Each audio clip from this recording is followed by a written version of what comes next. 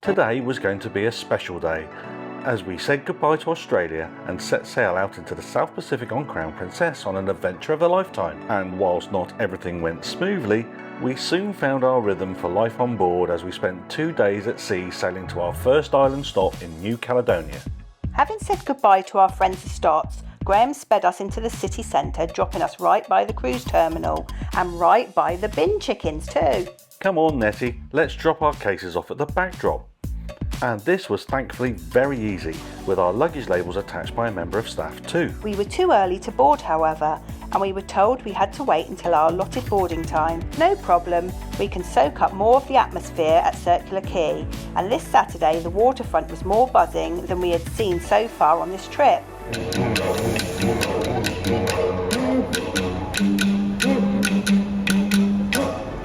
The sun was shining and this was perfect weather for ice cream. Well, we're here on Circular Quay, just waiting to board the ship there in the background, and it's gelato time, because a gelato a day keeps the doctor away. Absolutely. Lychee flavour. We savoured this ice cream and waited in the sun.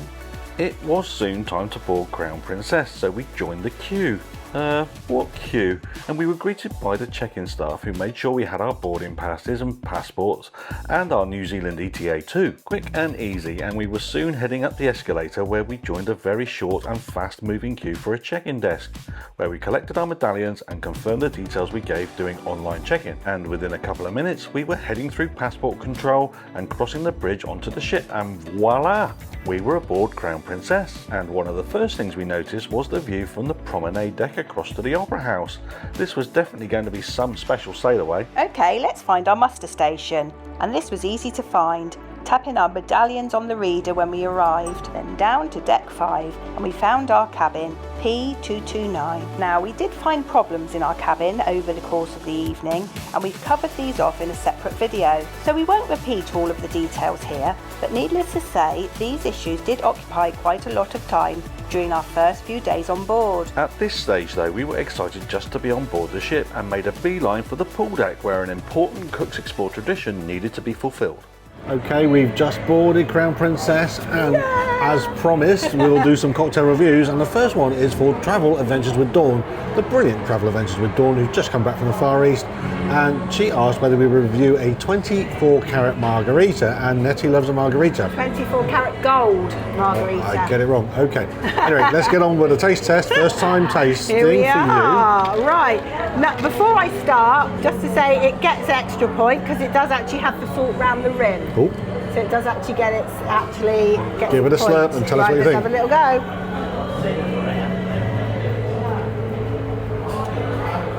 Oh, that's good.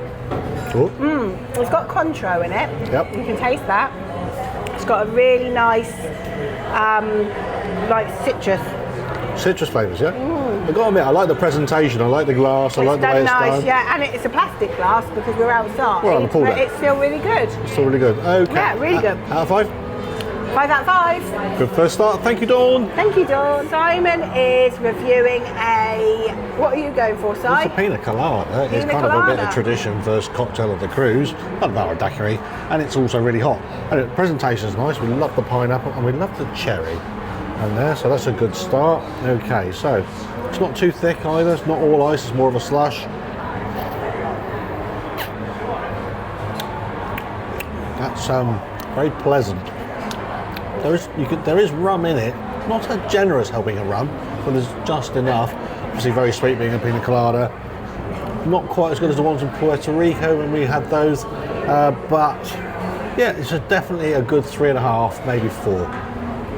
Right, very good review. Thank you. Delicious but alcoholic calories alone wouldn't get us through the day, so we hit the Salty Dog pool deck grill for some fast food, and Si put the cheeseburger to the all-important taste test. Beef burger taste test. Well, it's good. It's good. It's good Brioche bun, very beefy, freshly cooked burger, really freshly cooked, very tasty beef, nice cheese. Yeah, good 4.5 out of 5, I reckon. Wow, that's brilliant. Not as good as Morella though. Sorry, Princess. Oh dear. Cocktails and burgers are a good start to any cruise in my view, and before long the cruise director appeared on the balcony. There were some announcements about the evening's programme, and before long the band started up and the showcast appeared on the deck, putting on a great show for the crowd. This was lots of fun, and even Nettie couldn't resist joining in the fun. And the ship cast off from the quayside and the excitement built. Passengers flocked to the deck balconies, and in a perfect moment the sun was setting over the harbour bridge. This was some moment, and we quickly realised why the Sydney Sailaway has a reputation for being one of the most breathtaking starts to any cruise holiday. So, selfies and photos taken, and the ship reversed away from the quayside and rotated so it could sail out of the vast Sydney Harbour, and we had a perfect view of this most perfect architectural wonder, Sydney Opera House.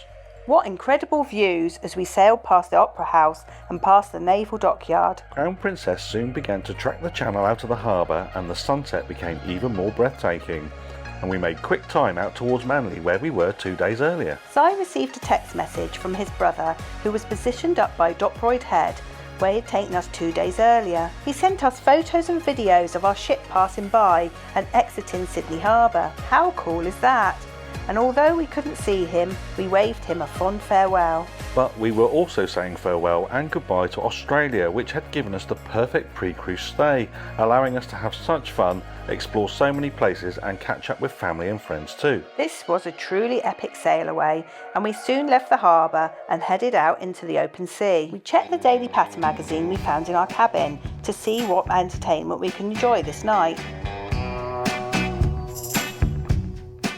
We then headed back to the cabin to unpack and found even more issues with our cabin, and after more trips and queues to guest services, we realised that the day and the evening were slipping away, and we quickly unpacked, got changed and headed out into the ship. There was a tasty looking menu in the main dining rooms, but we found we couldn't book a table on the Princess app, and the queue for the walk-in dining room was horrendous, so a trip to the buffet it was. Well, we've just had our first evening meal here on Crown Princess. It's been a bit of a palaver, hasn't it? Yeah. We made a bit of a schoolboy mistake here in not reserving dining. We don't really have many problems with that on other cruise lines, but it's been a real problem trying to get into a main dining room here tonight. There is a walk-in dining one, but the queue was a massive queue, wasn't it? Absolutely ridiculous. We've been stood there for hours. And the other main dining rooms didn't have any availability. So and we weren't early or anything like that. We left it a bit late. That wasn't the plan, but we ended up in the buffet. In the buffet, yeah. What did you think? What did you have in the buffet?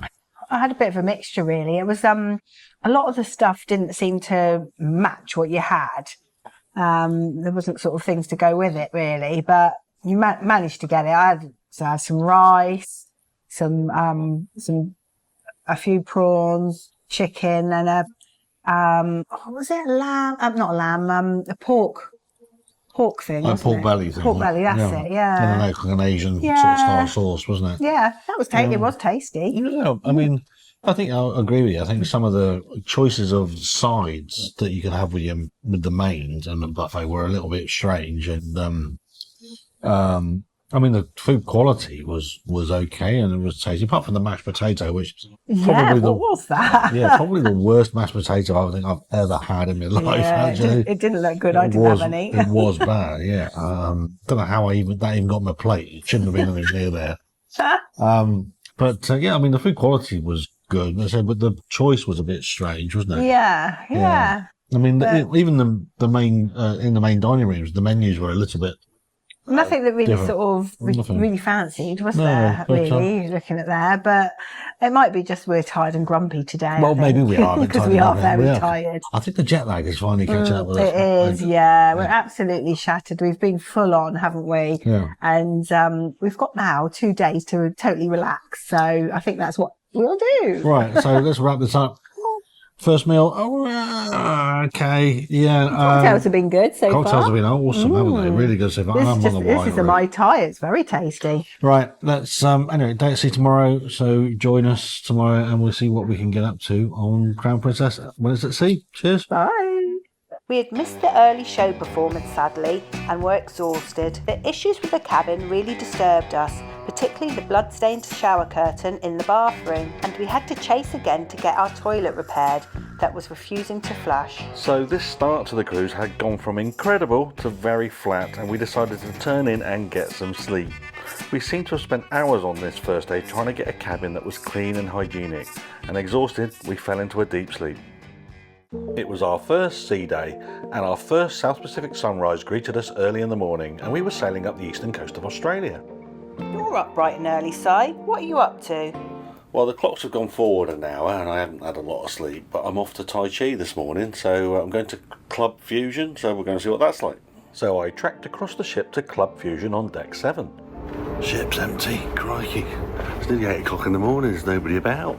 In Club Fusion, several like-minded passengers were following the instructions playing on a video wall, and I, of course, did my best to look like I knew what I was doing, and failing spectacularly. So did you enjoy the class, Si? Well, that was a bit of fun. I've never done Tai Chi before. It does seem to be like waving your arms in the air, waving like you just don't care at times to times.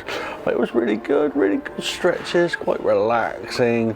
It was a video wall, and you were just following your instructor on the video wall, and what that meant was you didn't get anybody kind of giving you any coaching or anything like that. You just kind of had to follow it as best you can, really.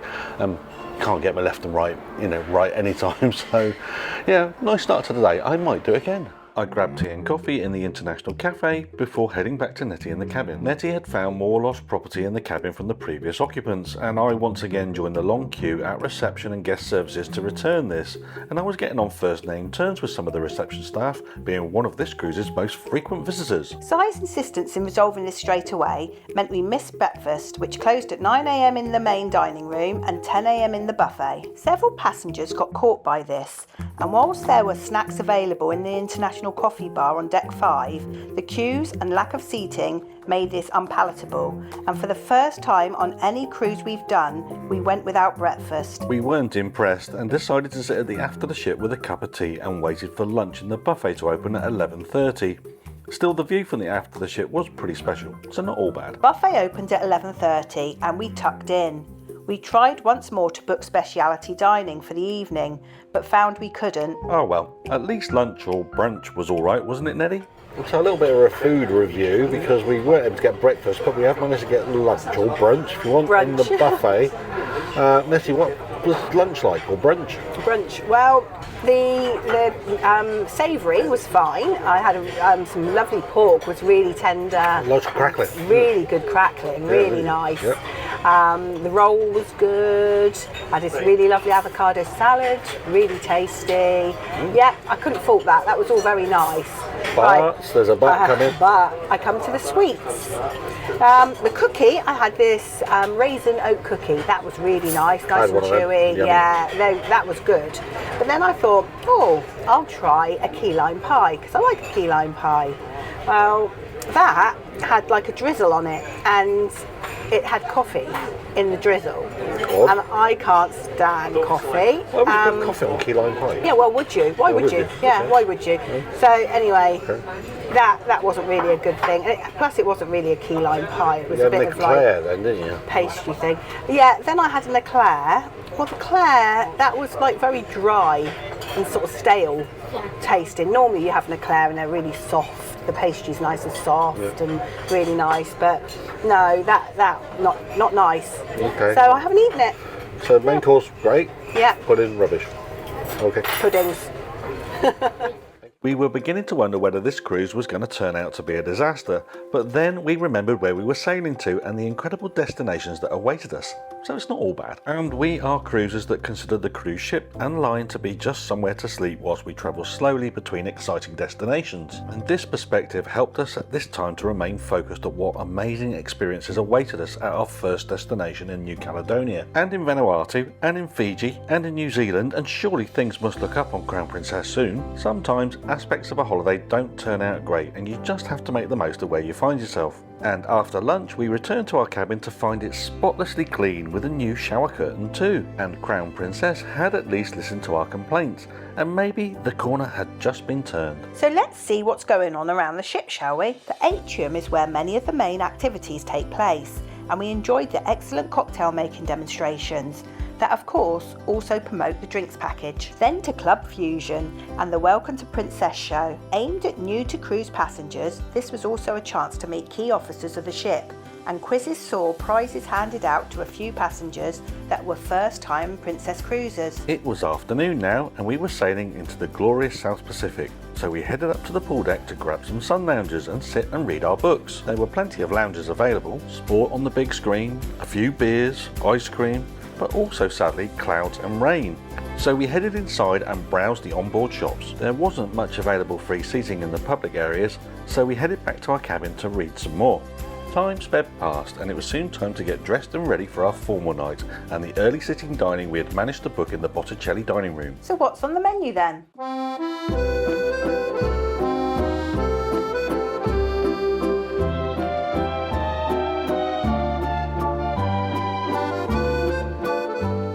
And how was it then? Hello. Evening. We managed to get dining tonight, the main dining room. Got into, Shop-hire. yeah, I know, it was amazing. We got into the Botticelli dining room at 5 p.m, so it was the first sitting. We were lucky to get that. We did have to share a table, but that actually worked out to be a real bonus, didn't it? Oh, we sat with some lovely people, Yep. really nice people. There were some sisters. 2 sisters, wasn't there? Yeah. Yeah, sisters from Melbourne. Yeah, I think so. And there was a lovely couple from New Zealand, yeah. from Dunedin. And there was they were travelling together, weren't Travelling they? together, friends. Friends, there was a gent from Melbourne Ireland. as well, originally, weren't they? I think, yeah, and the gent was originally from Ireland, wasn't From Ireland, yeah. It was that's an right, interesting yeah. fella, and we had some great conversation, and it's that thing about being on a cruise ship where you think, oh, do I really want to share a table? Actually, you're always glad you did. Yes. At the end of the day, and thank you for some really Thank you, good guys. conversation tonight. But what about the food? Because we always like to review the food. Yeah, the food. You're our food expert here. I mean, I'm the fussy one. So. Well, he didn't have a starter. I didn't have a starter. No, I don't. No. But you had a starter. I had a prawn cocktail. All right. Very tasty, yes. Yeah, it looked all right. Yeah, I enjoyed that. That was nice. Plenty of flavour.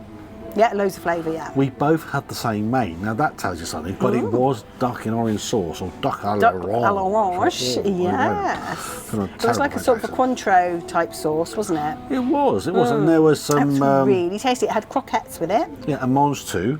mange too, and red cabbage. Yeah, and it was very tasty. Lots of flavour, wasn't it? I really enjoyed it, actually. Sometimes you get it and it's a bit sort of slimy in that, but it was really, really nice, well cooked. It was a fairly generous portion as well, in It terms was, of you yeah. had a duck leg and a duck breast, didn't you?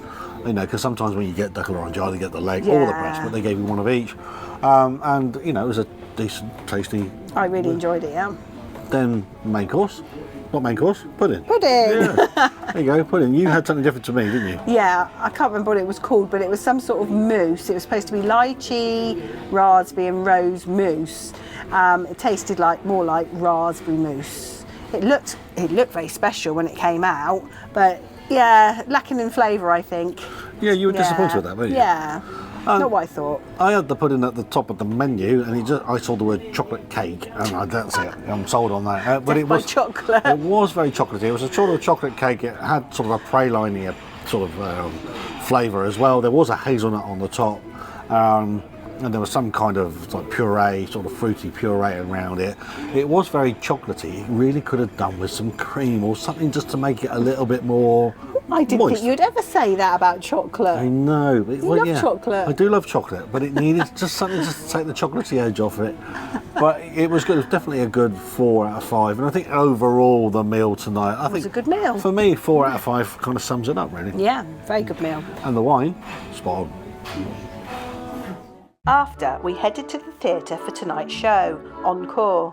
This was a visual spectacular and had a live orchestra supporting too, and this 45-minute show drew applause and rapture from all attending, and then we retired to a quiet area to give our reviews.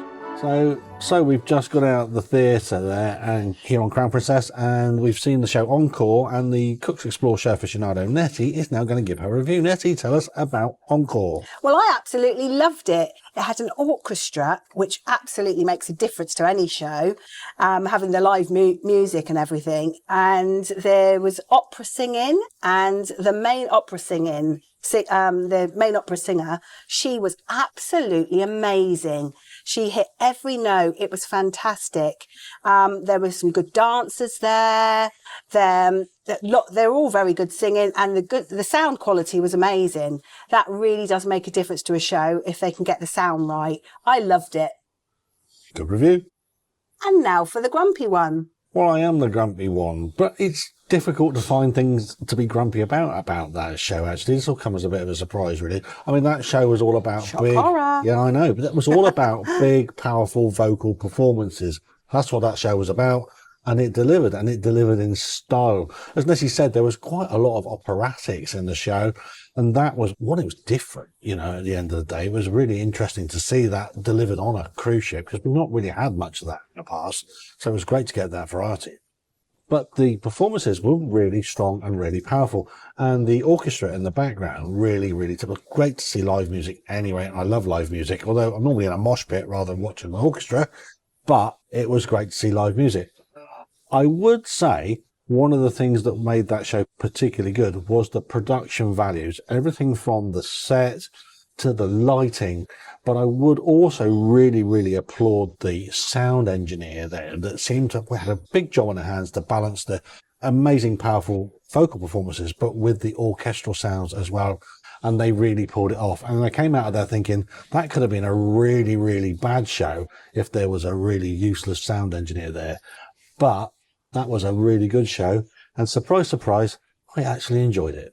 We then headed to the Explorers Lounge for a fun game show. This was great fun with plenty of audience participation. Then into the Atrium to enjoy drinks with live music playing and of course grab a few photos. This evening had flown past, and late in the evening we returned to our cabin to give our thoughts on our first sea day on board Crown Princess.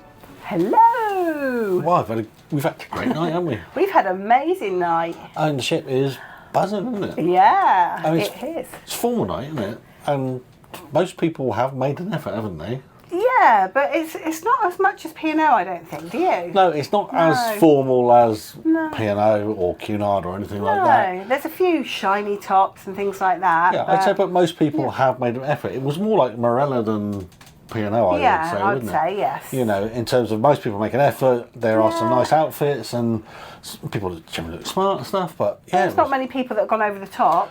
Very few tuxedos, very few ball gowns.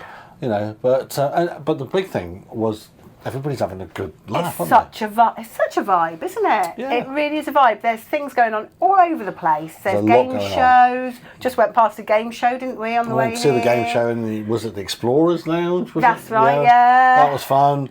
And then there's music everywhere, isn't there? There's music all over the place, yeah. We've just been and done a lovely show. Yeah, and a nice meal earlier as well. Yeah, some lovely drinks, lovely little areas, aren't there? And there's quite a few little bars to visit, and you'll find there's something different in each of them. Everywhere, yeah. All things going on. Very good vibe. Yeah. And in terms of, whilst we've had a few issues so far, I think that's a very positive part of the Princess experience. I find that there's lots of people that will say hello to you and have a little chat with you as well. Absolutely, yeah. So, despite our difficulties, yesterday and earlier on today and stuff like that, in terms of the experience, what a great really nice, formal night that wasn't that formal. But really enjoyed it. Okay, so another day at sea tomorrow. Stick with us because I'm going to go to Tai Chi as well with you. I'm going to try it out. That will be fun. Yeah. It was our second sea day and we were up bright and early heading for breakfast in the buffet again. Someone was happy. Maybe our body clocks were still somewhere else. Seas though were getting rougher and the pools were now netted. And after breakfast, Nettie agreed to join me for more Tai Chi, and this was again hilarious fun. Daily patter in the cabin outlined the day's programme.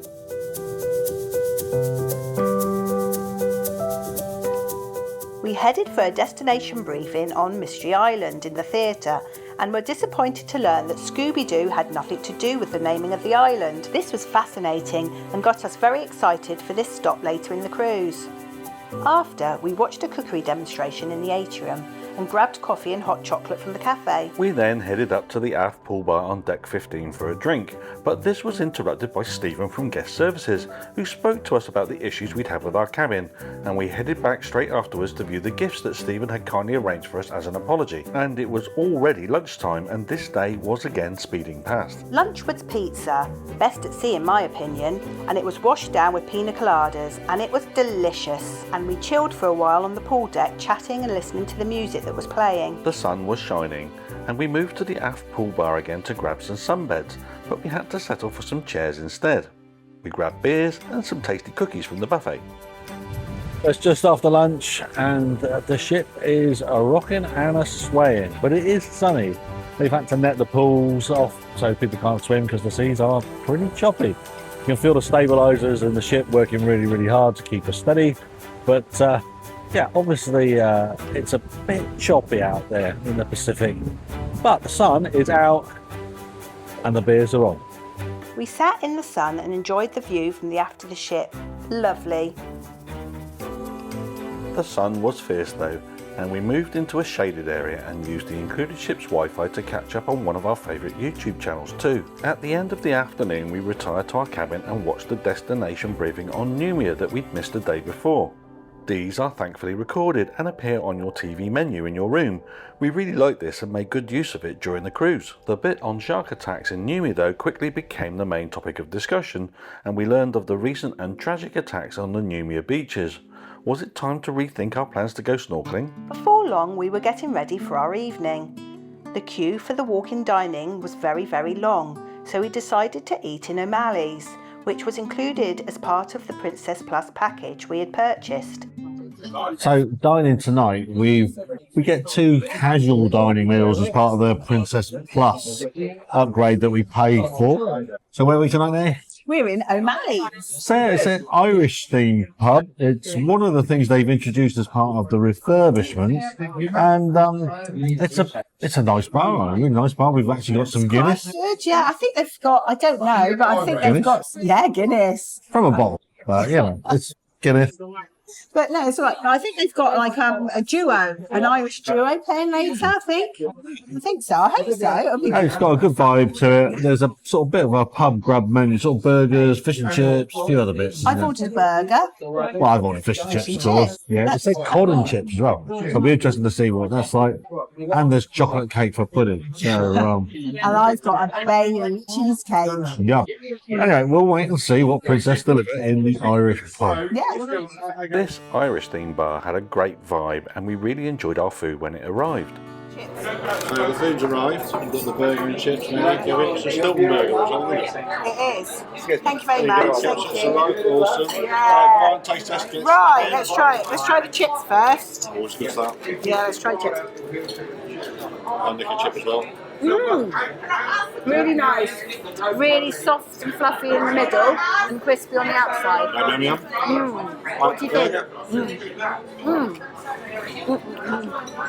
Right. This is it's like some sort of Stilton burger. It's got bits caramelised onion. It's got Stilton inside. Looks good. Right, I'm not going to pick it up. Just go down your front. It'll go everywhere. Just take a bit there. Oh, let's take a bit. Let's try a bit of the burger. Oh, We're good. a real meaty burger. Lovely. Really nice. Loads of Stilton on the top. Absolutely. Oh, it looks a picture, doesn't it? Look at it. It looks amazing. It's a work of art, that It burger, does. It's absolutely amazing. I think I'm going to get tuck into this. Right, This is go on delicious. then. Right, Si, what have you got? Well, fish and chips, of course. It's cod and chips, isn't it? Well, it's supposedly cod, yeah. Yeah. So, Right. And what did it come with? it's got tartar sauce, vinegar. Mushy peas, Mush, look. and mush as well. We don't get the mush. A little pot of mush down here, so we'll have that. And obviously there's sauce there. Not that I have the red stuff, but all right, let's go for it. So we've got 2 little bits of cod, supposedly. Start with the fish, the most important bit. You tried one of the chips, didn't you? Chips were nice, yeah, soft. Nice chips.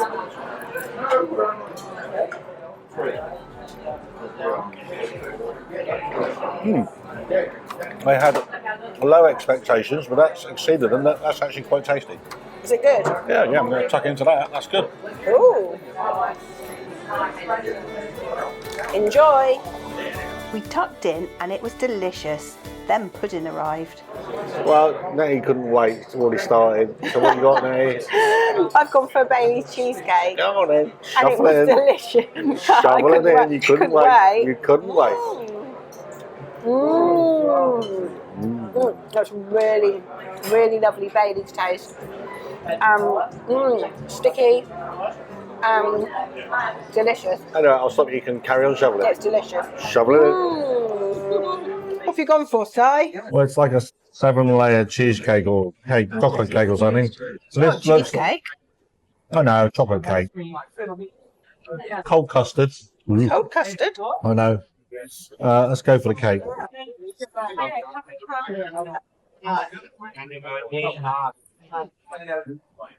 Actually, it's not that chocolatey, actually. Is it not? No. It looks... It looks very chocolatey. I know, it does look doesn't it? chocolatey, but it's not that chocolatey. Is it? 5, 2.5. Ah. Yeah. Oh, right. Oh, that's a shame. Well, maybe I'll give it another go. Yeah. Try again.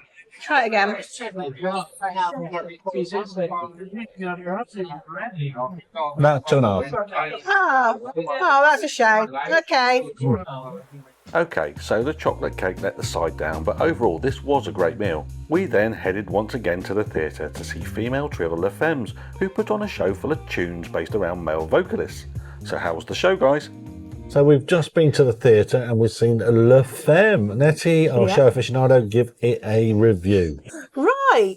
Well, it's not exactly what I thought it was going to be, but I did enjoy it. It was a girl trio.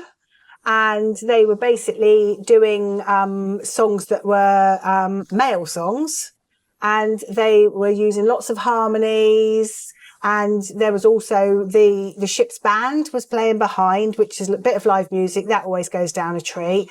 I think it was quite good. Toe tapping, like I say, good vocals. All right, okay. Yeah. A thumbs up. And now for the grumpy one. Really? Okay.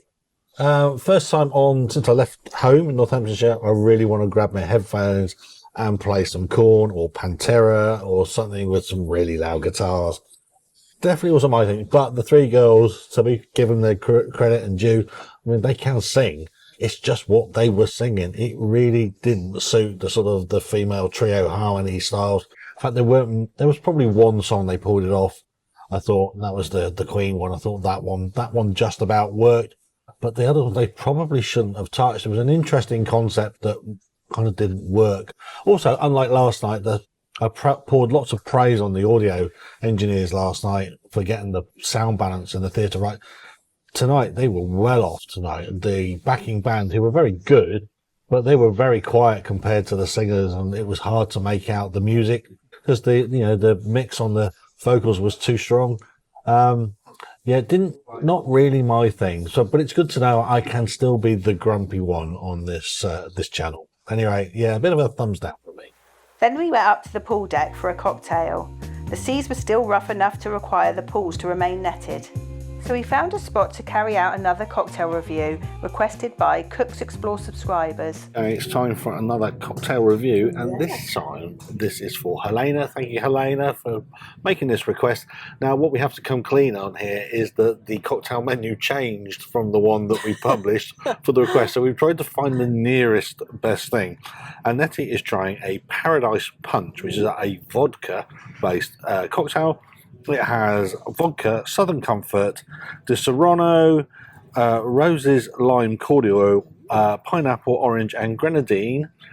That sounds like an amazing mix. It sounds delicious. Go for it. Right, let me go for it. Yay. Oh, that is good. I'll tell you what it tastes like to me. It tastes like cherries. Cherries? Yeah, it hasn't got cherries in it. All right. Well, it's got a cherry on the top. But it does. When are you at? I really like that. All It's right. it tastes cherry-like, very sweet. Yeah. You can taste there's alcohol in there. Yeah, I'd have this again, definitely. Out of 5 5? out of 5. 5 out of 5? Yeah, I love Good, it. Good review. Thank you. Thanks, Elena. Thank you. This cocktail review is for the brilliant Nick and Jill from Generation Explorers. So what have you gone for, Si? Well, thank you, Nick and Jill, for requesting a cocktail review as part of our trip.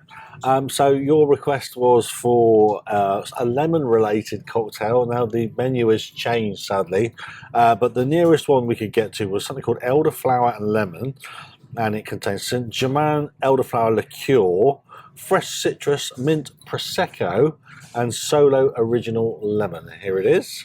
Okay, hopefully that's lemony enough for you. Is it lemony enough for me? Because I love lemon.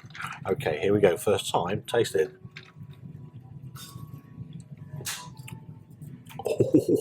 Oh, that's a cracker. Do you like it? Oh yeah, yeah. It's very lemony, very lemony. Oh, that really brings the taste buds to life. And there's a little elderflower and mint thing going on as well. This is a bit of an aftertaste, but really good. I could drink a lot of those. Right. Out of 5? Oh, that's 6. That's brilliant. Oh wow, I'm glad I found Out of that. 6. What a great choice. Thank you, Nick and Jill. And if you've not checked out their channel, please do. They are superb.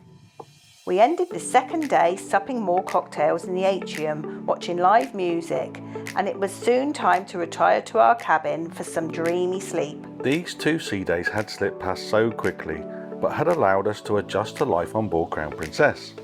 Our problems with our cabin had occupied a lot of time these 2 days, but we were excited to put these issues behind us and look forward to the amazing ports that lay ahead. And the first of these, Nouméa, awaited us in the morning, and we had booked a trip to Duck Island for some beach time and some snorkelling, and we wondered if we would be brave or stupid enough to swim and snorkel given the recent shark attacks, and that these beaches don't feature shark nets.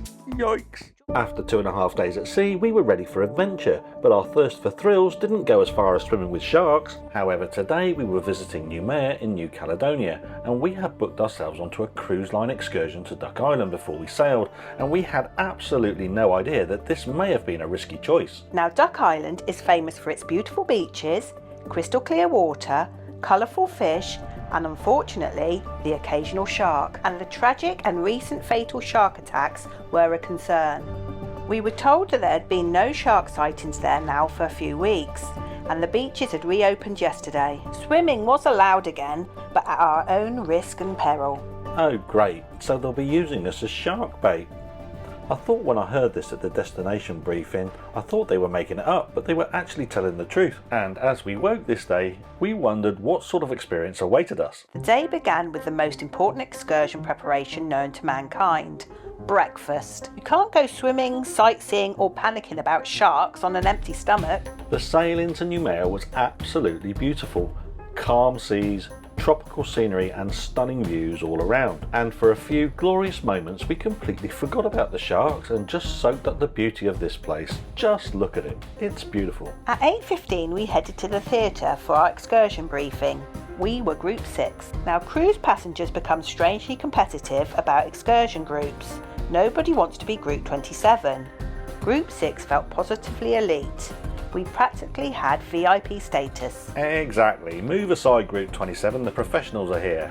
And anyway, we were soon called to disembark and we took a short minibus ride to the quayside and were given our wristbands and tickets. We watched the Zodiac arrive and at 9 AM we were on board our Zodiac transfer to Duck Island. Quack. Stop saying quack each time you say Duck Island, Si. Well, it sounds better than shark. Still, nothing raises the excitement levels quite like climbing into a small inflatable boat while carrying snorkel gear and scanning the seas for dorsal fins. And we listened intently to our safety briefing. And this short trip out into the bay was really enjoyable and provided some brilliant views too. This was a totally fantastic ride and we made the most of this time to capture footage. And I captured footage out the front of the boat, I captured footage out the back of the boat, and I captured footage of the shark bait. And here it was, Duck Island. Absolutely stunning. Our Zodiac came to a halt and the pilot told us he was going to run the Zodiac onto the beach to allow us to disembark. And this was quite exhilarating. And we filed off the boat trying not to trip and stumble onto the shoreline, which was made of finely broken coral. Where are we, Si? What's that? Duck Island. Now this was a paradise desert island. turquoise seas, palm trees, a beach bar, the sort of place that appears on holiday brochures or computer screensavers. Our wristbands were checked and we were guided to a sunbed and umbrella. The retirement training was now officially underway. We found some sunbeds and set up camp. We had a couple of hours here and wanted to make the most of this time. So good morning. Morning. Yeah, well, we have arrived in Nouméa here in New Caledonia. We're on Duck Island. We're on Duck Island. Go on, do it. What? Quack, quack. Quack, quack. There you go. Right. Or Ile de Canard, because it's a French-speaking island. So we've had to use a little bit of our pidgin French this morning, which is great. Yeah, last night was really good on Crown Princess. Really another vibrant night. O'Malley's pub was fun. Good Irish music duo. Nice food. Good food, yeah, it's really good. Some good cocktails last night. This morning, up early, it's a Princess organised excursion onto Duck Island. We're here for a couple of hours only. It is a desert island. There's a bar in the middle somewhere. Gorgeous. And if I spin it around, spin it around, you get a general gist, don't you? Look at it. There we go.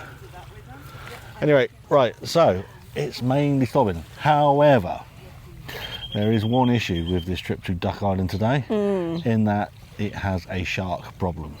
And they had a fatal shark attack here not that long ago, earlier this year, and this beach has only just reopened yesterday for the first time since the fatal shark attack. So we're guinea pigs, or bait if you want to call it, but hopefully there's no shark issues anymore. The beach isn't netted, and so whilst there's a sort of a snorkel trail here, we were warned as soon as we got here not to go too far because there's sharks. So anyway, we've got to make sure we keep an eye on the Cooks Explore official mermaid here to make sure that she doesn't become shark food. Well, you've got to have a little go. But I'm just going to go and stay by the shoreline. Remember, fish are friends, not food. Actually, no, Nettie's friends, not food. Okay, right. Stick with us. See where we end up. Hopefully not A&E. Nettie was getting excited by the sign showing all the different fish on the coral reef. But first... So we're going to take a tour of Duck Island, which apparently takes about 2 minutes. So stick with us, let's have a look around and see what we can see. So our first job was to walk around the island. Now, when I say walk around the island, don't imagine some epic wilderness expedition. You can actually walk around Duck Island in a matter of minutes. It's the perfect island for people who enjoy walking but don't want it getting out of hand or out of breath. There are views across the bay to Nouméa, and there is a small nature reserve too. Fascinating and beautiful. People seem to not walk these parts, and it felt like you had the place all to yourself. Well, and maybe a weird sea creature on the rocks. On the side with the sunbeds there is a coral reef, and this is renowned for its excellent snorkelling, and it does look tempting. Our walk around the island was soon over, and then it came to the moment that I've been both looking forward to and dreading. Do we or don't we go snorkelling? So braving a paddle, it's actually a bit cold. It's not like Mauritius where the sea is like a bath. This definitely isn't. It's warmish. It's definitely great for swimming in as long as there aren't any sharks in there. But it's not warm like some parts of the Caribbean or in Mauritius. But Nettie certainly wasn't going to miss out. There she goes. There goes shark food. Now, before anybody comments, shark encounters here are actually very rare, but tell that to my imagination. My imagination had already cast me as the lead character in Jaws 5, The Retirement Years, and every dark patch in the water became a shark in my mind, and every fish was a shark, and at one point I briefly convinced myself that Nettie was a shark. But I was wearing a bright yellow snorkel. Exactly, that's exactly what a shark would want me to think, but I couldn't let you risk life and limb alone. Yes, I thought I saw a whale. Then I realised you'd come in to be the shark's packed lunch option. In reality, the snorkelling was fantastic. Crystal clear water, loads of colourful fish, beautiful coral, and thankfully, 0 sharks interested in middle-aged British tourists. Take a look at some more of our snorkelling footage.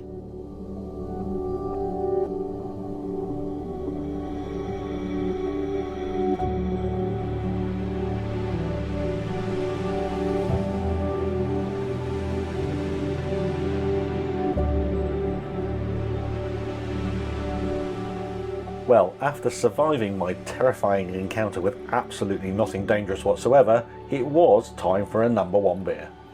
So one of the great things about this place is there's a bar, and I've had to get myself a local beer, number one. Okay, it's cost me 10 Aussie dollars. That's about $5 each for a can, and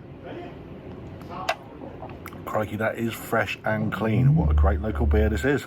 And we enjoyed these beers, lounging and trying out the sunbeds, and let me tell you, few beers taste better than the one you've enjoyed after you've successfully escaped imaginary sharks. We did notice quite a few others swimming and snorkelling on the reef, a bit like an all-you-can-eat buffet for sharks, I suppose. Whilst drying out though, we did see a few flying fish in the seas, and these fish leap in the air to escape predators. We began to wonder what they were trying to escape from. Well, a few hours in Duck Island have come to a very sudden end. It's over. Can't believe it. What a place. I love this here. A little bit of paradise. And we packed our things and walked back to our Zodiac collection point. And at 11:20 we called the Zodiac back to Nouméa. This had been a great trip to Duck Island, and we were glad we did this, and we faced our fears too. And once ashore, we reflected on this morning's experience and made a plan for the rest of the day. So we've had our couple of hours on Duck Island. That was lovely, wasn't it? Absolutely stunning. Really, Absolutely stunning. really lovely out there. Yeah, and we did actually go swimming, snorkelling, and we didn't get eaten by sharks, as you can see. Thank goodness. So we're in there in Nouméa, and the little shuttles dropped us right back in the town centre. A lot of people gone back to the ship, but it just seems a waste not to at least have a mooch in here for an hour. And maybe, you know, just see what it has in the town centre. Even if it's just shops or something. And also put some money into the economy. Put some money into local economy, if we can, anyways. Okay, let's have a wander around. Let's see what's here. On the quay side, we decided to walk into town past the government buildings and up to the Protestant cathedral. Nouméa has a lovely relaxed atmosphere and a very French feel to it, which meant that in the midday sun, things were, shall we say, closing and feeling very sleepy. So we walked around the town to the main central park area and concourse. This was a very pleasant area, and locals were enjoying the recreational space. There was a bandstand in the middle and a very impressive fountain too. There was a police presence in the park also, providing reassurance to cruise passengers. So we liked this place and decided we needed souvenirs, of course, and the central park area was surrounded by brilliant souvenir shops buzzing with trade from the cruise ship. The challenge, as always, was finding something we'd actually keep rather than immediately store in a drawer when we got home. But we managed to find some bits and, of course, the essential fridge magnet. We had heard there was a market on in the city, so we walked out past the pretty marina to the market buildings. It was, however, closed, and traders had virtually packed up with very few people still around.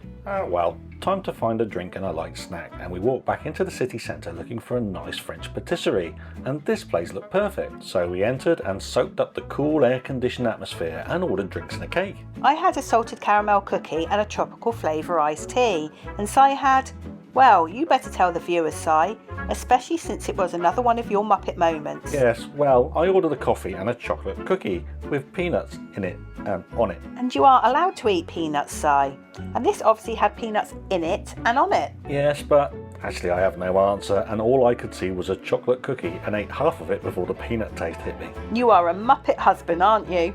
Guilty as charged, sorry. Now, I thankfully don't suffer anaphylaxis, but peanuts make me ill and riddle me with abdominal pain, and we now needed to head back to the ship to take some medication that I brought with me and ease the symptoms. We left the cafe quickly and caught the shuttle bus back to the ship, being back on board around 2:15. Meds taken, we wondered when and whether Si would succumb to the pain of the peanuts. Still, we hadn't had lunch, so we headed to deck 15, and Si was, I think, relieved. So it's back on board Crown Princess now. It's mid to late afternoon. We're going to grab a bit of lunch, a late lunch, and a cocktail.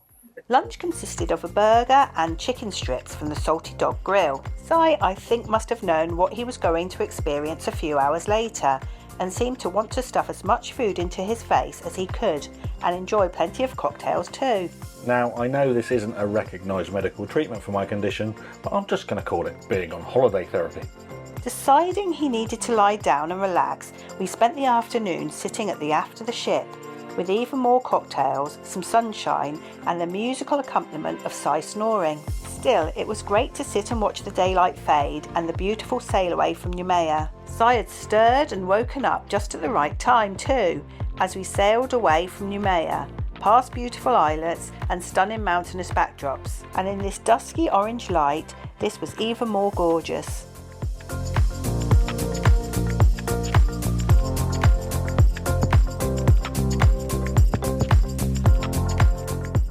What a sail away it was, but we headed back to our cabin to get changed, and we noticed sick bags on the stairwells. Either the seas were expected to be rough, or someone had ensured that all the dishes in the restaurants contained more peanuts. We opted for the buffet, and while Si risked some food, he found that he just had to watch me eat. The peanuts were beginning to affect him. After, we decided we would search out the Skywalker's bar and nightclub. Keep smiling, Si, you are on camera. Good evening. Hello. We're in Skywalker's nightclub on Crown Princess. We are the only ones in it. I know, brilliant for recording. Brilliant for recording. What a completely wasted space. This ship is almost identical to P&O Azura.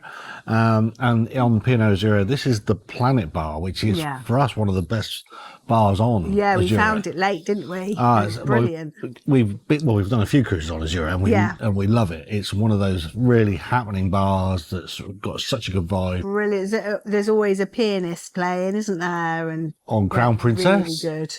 This is it. The bar is shut and there's nobody here. It's Skywalker's nightclub, so I'd imagine it opens quite late at night. What a waste of Whether space. many people come then. We're going to have to look, won't we? Come Indeed. late at night. Well, we'll have a look and see if it does come to life. If it later on. does. So we've had a brilliant day in Nouméa today, and our excursion to Duck Island was Oh, wow. brilliant, It was awesome, wasn't it? It was. Yeah, really enjoyed it. As with all cruise line organised excursions, too short.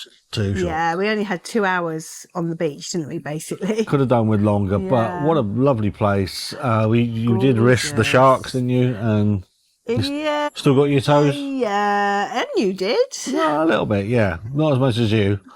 But you still got your toes and digits. Yeah. And, Luckily we were okay, and there were other people that were out a lot further and they're okay. But we did wonder whether sharks were about, because we did actually see quite a bit of flying fish leaping out around in the water, and it says that they only fly out if there's predators around. So yeah, the flying fish were spectacular. They were really literally good. Just, they were doing what you see on David Attenborough shows. They were flying out of the water. Yeah. They're too quick for us to get the camera out, unfortunately. We couldn't catch it, could we? Yeah, really, really spectacular to see that. And then we went back to Nouméa and we had a wander around the town. We did. Yeah, it's an interesting place, isn't it? There's not a lot going on, is there, really? No, and I think if you were coming here on a cruise and you were thinking, shall I just do the port? I would probably do an excursion. As well, yeah. As well as spending some money in the town. Because it's good to spend some money in the town and support the local economy. There is a market there, although it closed after lunchtime. So by the time we got there, it was shut down. Yeah, they were just shutting up, weren't they? Yeah, it did look quite sizable. So I can imagine it'll be quite good to go and visit in the morning if you're doing that in the morning. But there's plenty of shops and plenty of souvenirs and all that kind of Yeah, stuff. we found a nice cafe, didn't we? Yeah, a little bakery and cafe area. That was nice. Yeah. And there's a nice sort of town sort of square with a fountain in the middle of it and a bandstand and all that. We didn't get up to the cathedral, the Catholic cathedral. We did see the Protestant one. Yeah. Didn't see the Catholic one. But, yeah, an interesting one. I would probably do an excursion and then, maybe we did, yeah. do like we did, if you're wanting to have a look around and support the local economy. So back on the ship tonight, full programme as usual. We're separating tonight. You're off to a show. Yeah, I'm going to go and watch a show. I'm having a night off. I think it's someone that's like a comedian and does acrobats or something. I don't know, but I'll find out. I'm too grumpy for that, and after last He night's wants to music, go and listen to some music. I actually could do with just listening to some of my noisy music. So I might find this place. It's nice. I've got my book down there. I might sit here. Just sit here. There's nothing going on. The only bad thing about being here is that the bar is closed. So yeah. So tomorrow we're in. Where are we? It's a mystery. Mystery Island. Yeah. Hey, what a place. Mystery Island. Such a place actually exists. Looking forward to going there and having a day. I think it's a real slobby day tomorrow, isn't it? I think so, yeah. Anyway, stick with us and as we continue on our adventures on Crown Princess, and we go to Mystery Island in Vanuatu. Exciting. This bar has a lit dance floor too and would be a great disco venue, and for a few moments we made the most of having the dance floor all to ourselves. So rather than being left entirely on my own, I headed down to the Explorers Bar where the Majority Rules game show was playing, and this was a lot of fun, although we did find that we were typically not in the majority. Letty stayed for a short while before heading off to the show. I remained in Explorers Lounge with a glass of wine and my book, whilst a second true or false game show started called True or Moo. This was also fun, but I eventually opted for noisy music, wine and a good read in the corner of the bar. Headphones on, book open, the world and the karaoke blocked out. Honestly, retirement practice was going quite well, I thought. Whilst you were mooing in the corner, Si, I went off to watch one of the evening shows, Joel Fenton, a stuntman show, and this was certainly a spectacle. Take a look before I give you my review.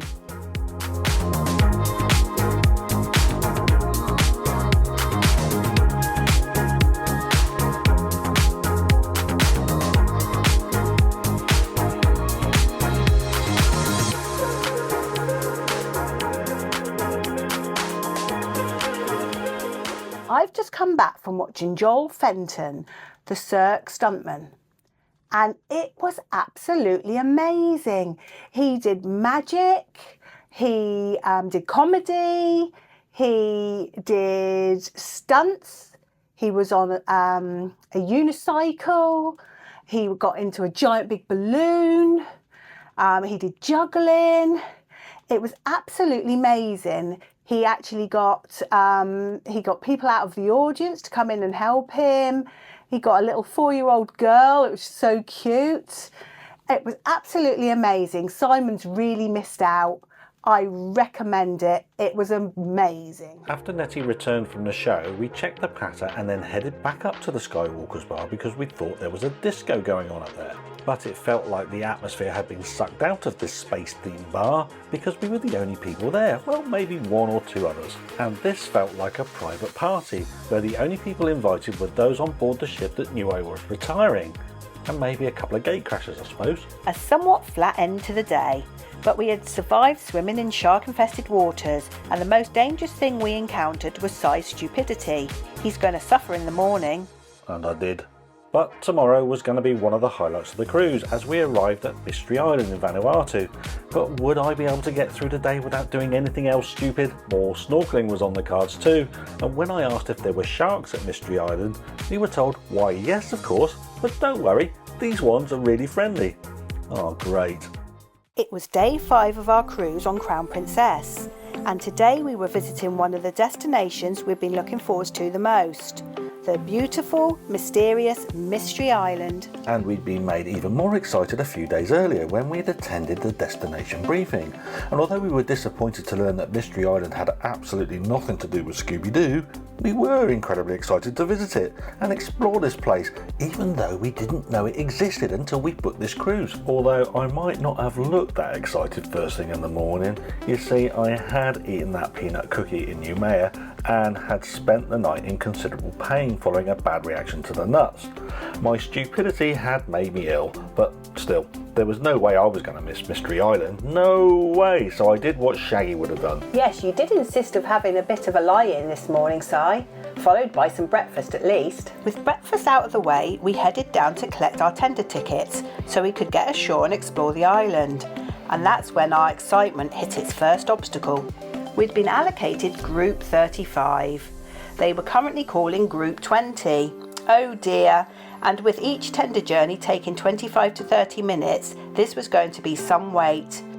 Whilst we waited, we brushed up on our knowledge of today's destination. Mystery Island is actually called Enugu and belongs to the nation of Vanuatu. Enugu means small island in the local language. It's completely uninhabited apart from the cruise days when the local people travel across from neighbouring Atrium to run market stalls and excursions for all the cruise passengers, and Atrium is just a short distance across a narrow channel. The island itself is tiny, only around 1 kilometre long and surrounded by crystal clear water and coral reefs. As for the name, well, there are several theories. One theory suggests that early European explorers reportedly found the island deserted whenever they landed, with no obvious signs of where the local people had disappeared to. The mystery of the empty island led to the name Mystery Island. Another theory was that it gained its name from Japanese naval commanders in World War II. The small airstrip on the island is hidden by trees and was used by Allied forces to launch strikes against the Japanese fleet. Japanese commanders reportedly said it's a mystery where those planes came from, and it gained its name from its reputation. One last theory was that the name was just made up by a British reporter chronicling the visit by Queen Elizabeth II in the 1970s. After seeing how little there was to see on the island, he supposedly invented the name to spark intrigue in his newspaper article. This is actually pretty believable, sadly. Also, local legends speak of spirits and ancestors watching over the island, which has helped earn it a reputation as being a haunted place.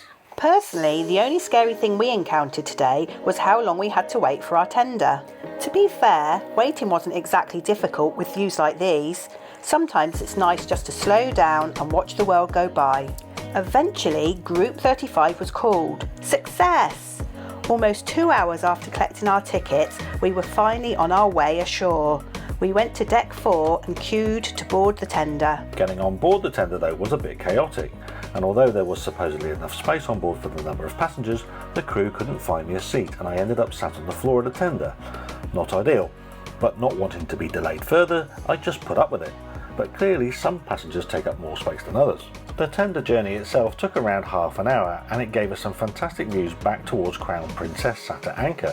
And excitement grew as we arrived at the tender dock of Mystery Island, and as the shoreline came into focus we knew that we were in for a wonderful time ashore. And wow! First impressions didn't disappoint. White sand, turquoise water, palm trees everywhere. It really does look like somebody's desktop wallpaper. So we're actually on Mystery Island, and this is definitely paradise found. Once ashore, we took time to browse the cellars and stores laid on by the locals. There was a lot of choice, from souvenirs and fresh coconuts to boat trips, massages and all sorts of things. But we wanted beach time, and rather than stopping at the first beach, we decided to walk right to the far end of the island, past all the cellars and stalls, and through wooded tracks and coconut groves with glimpses of paradise shorelines through the trees. So we made it ashore on Mystery Island. It's midday now, and this looks like paradise. It really does. Welcome from locals playing music when we arrived, and it is tropical heaven. If I spin this round, take a look. Wow. Wow, wow, wow, wow, wow. Incredible. And this way. We're in paradise. One of the photo spots you'll come across is the famous Cannibal pot. For a few Aussie dollars, local tribesmen will pose with you in the pot, and they'll have their arm around you holding a spear, looking like they've just won a 5-course meal. Thankfully, it's only for photographs these days. Thankfully. Another unusual feature is the island's grass airstrip, which runs right through the middle of the island. Small aircraft still land here, and there is a small airport building too. And if you've ever wondered why the island seems to be split in two on the map, well, that's why. And if you're wondering if there are any toilets on the island, well, the answer is yes. And you can safely do your business in paradise. There are toilets around the island. They're drop toilets. No running water. This was a fabulous walk with so much to see and some spectacular views across to the ship. But don't look up. Above. Spiders. Look at that spider. Big spider up there. Yeah, see it? Yeah, you can see that. Oh my god. And for nature lover Nettie, this was a different sort of paradise, and she frequently stopped to photograph the nature in this place, which was so different from home. We kept walking across the island, and we eventually found ourselves at the other end of the airstrip. The other end of the island, and there's the other end of the airstrip. That's it. That's the island. Just one airstrip in length. Fantastic, but what some amazing sights. Absolutely incredible. And just off the airstrip was a lovely quiet beach, and we set up camp eager to make the most of this peaceful spot away from the throngs of cruise ship passengers who had mainly stayed on the main beaches close to the tender port. Well, this is a hardship, isn't it? Wow, that's all I can say is wow, wow, wow, wow, wow. Mystery Island, it is absolute paradise, isn't it? Absolutely gorgeous. It's a deserted island. Nobody lives here. The locals from the neighbouring island come over when the cruise ships are in port, and and stuff, and there's loads of sort of gift shops, and they offer massages and local cuisine and stuff. Yeah, coconuts. I'm going to get a coconut later. And then they all go back to the island just over there. Atrium, I think it's referred to. But it's a lagoon. It's a lagoon, so it should be relatively safe for snorkelling. So yeah, the Cooks Explore Mermaid will be off I'll be videoing in there fish in a minute. What a paradise beach. I'm just going to swing it around, swing it around, swing it around. Look, look, look, there's the ship in the background. Oh, wow. Anyway, we landed on our feet. This is what we came for. Oh, definitely. Utterly, utterly, utterly gorgeous. Gorgeous. The water was absolutely crystal clear. Time for a snorkel. The coral was full of colourful tropical fish darting beneath us, and visibility was fantastic. Si did come in for a bit and nearly got his legs nibbled. Definitely one of the highlights of the day. Let me show you some footage from under the sea.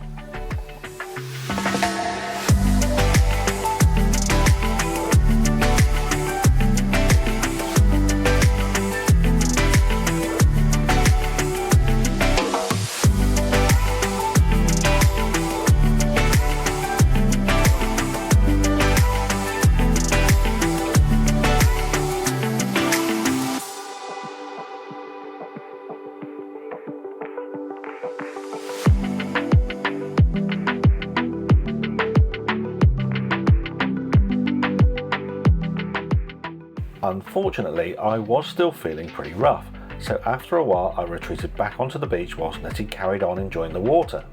I even managed to do a little filming for my retirement channel whilst trying to convince myself I wasn't feeling quite as awful as I actually was. This was great quality relaxing time, and the views across to Atrium and towards the ship were really special. And eventually, when Nettie came out of the sea, we sat and dried out on these lustrous sands before deciding to explore some more. Our afternoon on Mystery Island was speeding past, but before heading back to the ship, we decided to complete the full circuit of the island. Honestly, every few hundred metres seemed to reveal another postcard perfect beach. The views across to neighbouring Atrium Island were absolutely stunning. It's hard to believe somewhere this beautiful has no permanent residents. If paradise exists, it's probably somewhere very close to here. Just look at these beaches and views, and this is exactly what we wanted from this cruise.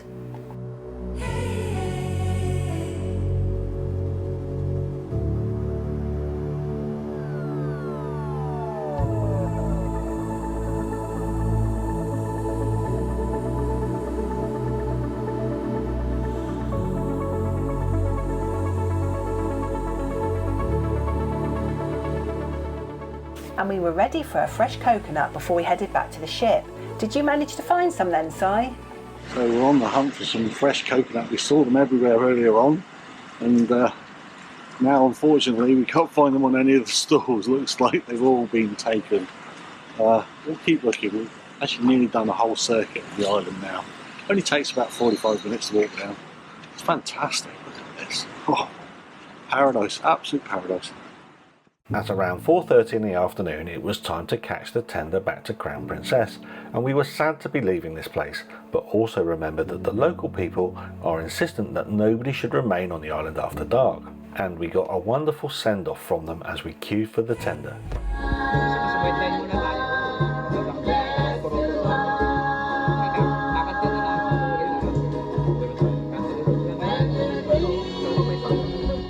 So another half-hour crossing it was, and this time we both got seats, and seats with a view too, as we were seated on the roof of the tender boat, and this provided great views as we sailed away. And this was a far more enjoyable ride, providing a great view of the island and the ship, as well as the boats toing and froing.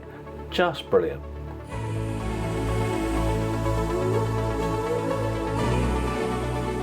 Before long, we were back on board. And you know what that means? Food! First stop, pizza, accompanied by a couple of cocktails, followed naturally by one of Princess's premium desserts. Because calories don't count when you're on holiday. Well, that's what we're telling ourselves anyway. How is it then? Really good. It's so mean. Oh, heaven. Look, it's even got chocolate on the sides. We freshened up, and later that evening we had booked a meal in the main dining room. Si was clearly feeling better and hungry. Right, we're in Bacchelli tonight. We've managed to get in with a lovely table for two, but we've had to eat late, so our meal reservation was for 8 o'clock. But I'm looking forward to it because I'm absolutely starving. Show us the menus then.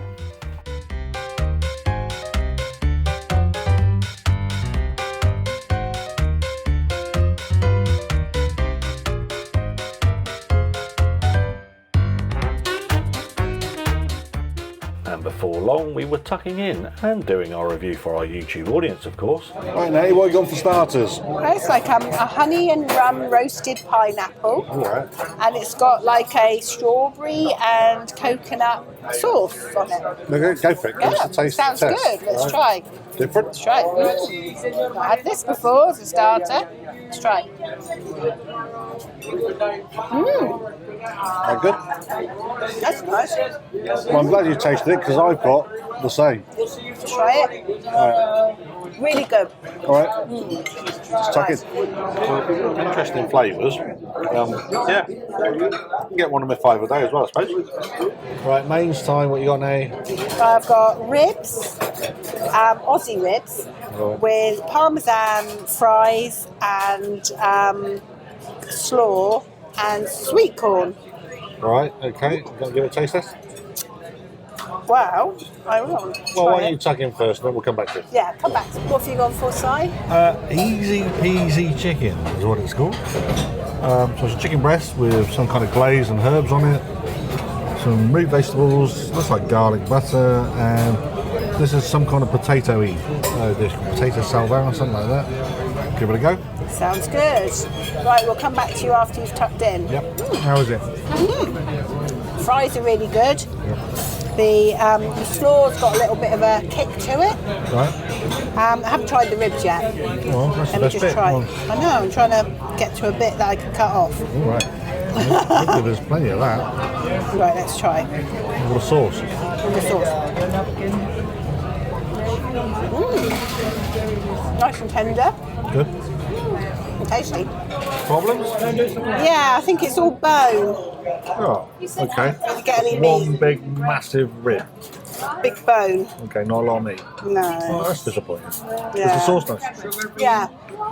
And the fries were nice. And the coleslaw was a bit spicy. But yeah, that was a big, I big guess bone. that's That one was all the right. downside if you come late in the evening, as late as you Yeah. have, is all the decent cuts are gone. Yeah, that's it. Yeah. Never mind. And how's your meal, Si? Plenty of flavour. This is all like a juice here. There's sort of gravy or juice, whatever you want to call it, but stacks and stacks of flavour to it. The vegetables are really tender. Chicken's nice, plenty of flavour in that as well. Was it garlic butter? There might be a hint of it. It's more of a herb butter than a garlic butter, I would say. But this potato thing's a bit weird. This coating on the top is quite sweet. Okay. Yeah, I don't know what it is. Yeah. It's quite sweet. Yeah, that's all good, all Right. enjoyable. Okay. So what about desserts? And for pudding, Natty, what are you going for? I've got pineapple sorbet with a caramel sauce. All right. You want to give it a taste test? Yeah.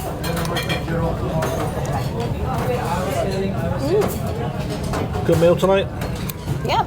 It's a shame about the ribs because I had the 2 ribs. One of them was nice, and the other one basically had no meat on it. It was all bone. Okay. Yeah. Well, apart from that, but it's all right otherwise. Yeah, it was tasty. Yeah. And this is nice as well. And nice to sit in the main dining room. Yeah, it is. Yeah. And lemon sorbet for Si, of course. I reckon it must run in his veins. Although Si's tummy was clearly improving, the lack of sleep from the night before sent us to bed fairly early that night, and we watched some of the port guides on the room TV. It had been 9 days since we left the UK, and good sleep had seldom paid us a visit since leaving home. I was still not feeling 100% to be honest, and had a second rough night with tummy pain. And overnight we'd also lost an hour as the clocks went forward. So much for the extra sleep. Breakfast was once again in the buffet and was a light breakfast only today. And after, we set about tackling one of those glamorous cruise jobs. No, Si, not conducting more science experiments. Okay, laundry it is. and Princess have self-service laundries on board, and for $6 you can wash and dry a load in around about an hour and 20 minutes. Sounds simple, except everybody else has exactly the same idea. Rock and roll, hey? So we had to wait for that too. And once the chores were done, well, it was lunchtime, and some fast food from the Salty Dog and a cocktail set us up for the afternoon. And a lazy afternoon it was. There was entertainment and games on the pool deck, but we opted for, yes, you guessed it, more sleep. One brilliant thing about this cruise was that getting a sunbed was incredibly easy. I guess the compliment of mainly Australian passengers aren't ones for basking all day on a sunbed, and that's good news for us Brits. So we found a sunbed and I took a little nap, exactly what I needed, and most of this day was spent catching up on lost sleep. Well, not every sea day needs to be packed full of activities. Sometimes they are just about slowing down, relaxing and recharging before the next adventure. Fulfilling my need for loud and noisy music, we also watched Guns N' Roses playing on the Movies Under the Star screen, and late in the afternoon we got ready for the evening's meal and entertainment. So after our brilliant day in Mystery Island yesterday, it's been a real lazy day today. I come down a bit poorly last night. I've had abdominal pains and gripes and quite uncomfortable, so I've been sleeping most of the day actually, to be honest. But the weather's lovely, a bit breezy, but sunbeds, look at them, look, a whole row of sunbeds, nobody on them. You know, that's one of the advantages of being on a cruise ship full of Aussies, isn't it? They're kind of, the sun's not a novelty to them. But yeah, it's been nice just to sit here, and well, I've slept a lot. Anyway, we're at Fiji tomorrow, so looking forward to that. I've got an excursion planned, so stay tuned. As the light faded, we got ready for the evening. Tonight's meal was a modest one back in the buffet, and Si was cutting back on his food intake again, but not on alcohol, it seemed. And after, we enjoyed another cocktail requested by a Cooks Explore subscriber. So in our next cocktail review, this is for Lizzie from Northamptonshire. Thank you, Liz, for recommending a mango margarita. Yeah. Okay, ready, so go for let's it. go. Let's see. Right, it looks nice. It's got a nice slice of lemon in the top. Loads Is that orange of or lemon, is it? No, it looks like a lemon. All right, okay. Is that lemon? Yeah. It's lemon. Yeah, and it's got loads of nice ice and a nice big margarita thing. Hasn't got the salt No around salt. the edge, Ooh, dark down. but it's got a straw. So let's have a go. Why don't they put the salt on there? So many don't put the salt on. Yeah, nice mango taste. Good. Quite a bit of alcohol in there. That's what you want. Yeah, that's nice. Out of 5. I would say a 4 out of 5. All right, that's an Yeah. incredible, Yeah. respectable score. Yeah, Thank you, Liz, for doing that. Cheers. very nice. Thank you, Liz. Bye. Later in the evening we watched some of the movies shown on the pool screen and took in a game show in the Explorers Lounge and some more cocktails before returning to our cabin for even more sleep. We were determined to be in good shape before Fiji and the Port of Suva. When we returned to our cabin, it seemed somebody didn't want us to get a good night's sleep because there were noisy fans placed outside our cabin door. That meant I had to go back to guest services, but thankfully they did arrange to get them switched off fairly quickly. Phew. Mystery Island may have involved one of the longest waits we've ever had to get ashore, but once we'd arrived it was absolutely worth it. But the following day we were docking Fiji, and this holiday couldn't get any more incredible, could it? People think they know Fiji, white sand beaches, turquoise lagoons, luxury resorts, but today as we sailed into Suva we weren't sure what to expect as we planned to explore one of Fiji's ancient rainforests, and we knew this was going to be very different from anything else we'd experienced on this cruise. And with adventure rising in our blood, this day didn't disappoint, and this was one of the most rewarding hikes we've done anywhere. So join us as we discover a side of Fiji so many cruise passengers never see. So it was day 7 of this cruise, and as we woke to see the main island of Viti Levu, we saw several shipwrecks in the harbour approach to Suva. We got ready for what we hoped would be a big day, and we had planned to take the Princess organised excursion to Colo-i rainforest in the morning, leaving time in the late afternoon and early evening to explore the vibrant and bustling city of Suva. As always on an excursion day, there wasn't much time for a leisurely breakfast. We headed up to the buffet, fueled up with plenty of coffee and something to eat before what promised to be quite an active morning. One thing we'd already learnt on this cruise was that tropical heat has a habit of taking more out of you than you expect. Even early in the morning, the air felt warm and humid, so keeping hydrated was going to be important. A quick tip if you're visiting Suva, bring a bottle of water with you, you'll definitely appreciate it later. Well, good morning. We are here in Suva in Fiji. Got to pinch myself for that. Anyway, look, very glamorous dockside location there. There's nothing, can say anything. Anyway, we're on an excursion this morning, a princess excursion. We're going to Colo-i Forest Park, with some nature trails, some hiking and some waterfalls, which sounds amazing. Come with us, let's explore Fiji. By 8:30, we were making our way down to the Princess Theatre, where hundreds of passengers are gathered for their various shore excursions. If you've cruised before, you'll know the routine, and everybody waits patiently whilst excursion numbers are called. There was a lovely atmosphere and you could feel the excitement. After all, for many people on board, visiting Fiji had been one of the biggest reasons for booking this cruise. Eventually, our group was called and we made our way down to the gangway and boarded our waiting coach. It wasn't exactly on schedule, but our guide, who was called Lazarus, simply smiled and laughed. "Don't worry, you're on Fiji time now," he said. Lazarus was great fun. He had a wonderful sense of humour, an infectious laugh, and clearly loved sharing stories about his home. Rather than simply pointing out landmarks, he began explaining what everyday life in Fiji is really like. He also explained why you'll hear the word bulla absolutely everywhere. Most visitors know it simply means hello, but it means so much more than that.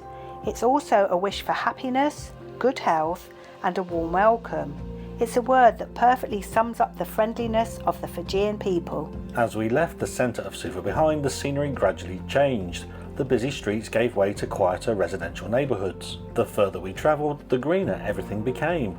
Dense forest soon covered the surrounding hills. Lazarus explained that Fiji is made up of more than 300 islands, although only around a third are permanently inhabited. Most visitors to Fiji never venture beyond the resorts, but inland Fiji offers something completely different.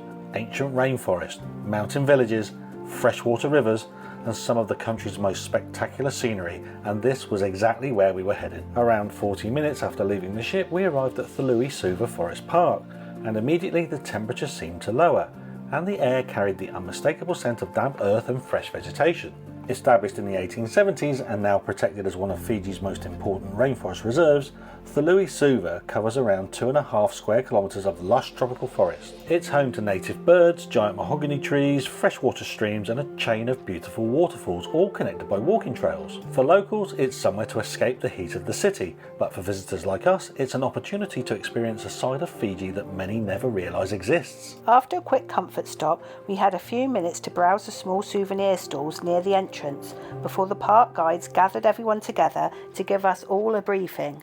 That's the experience. We just had a sort of 40-minute ride up to Colo-i Forest Park here in Fiji, and whilst the journey started off quite industrial in a sort of industrial town, it's industrial city of Suva, wasn't long before we got out into the rainforest, and we just parked up here. Now some bathrooms over there, and we got a guide. Apparently we got an option of 3 walks, so sort of a short, medium and long walk down to some pools through the rainforest, so hopefully we'll see loads of wildlife. I haven't decided which one to do yet.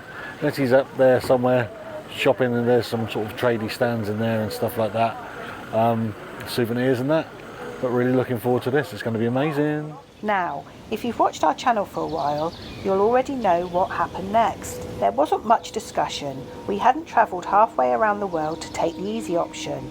We'd come to experience the rainforest properly.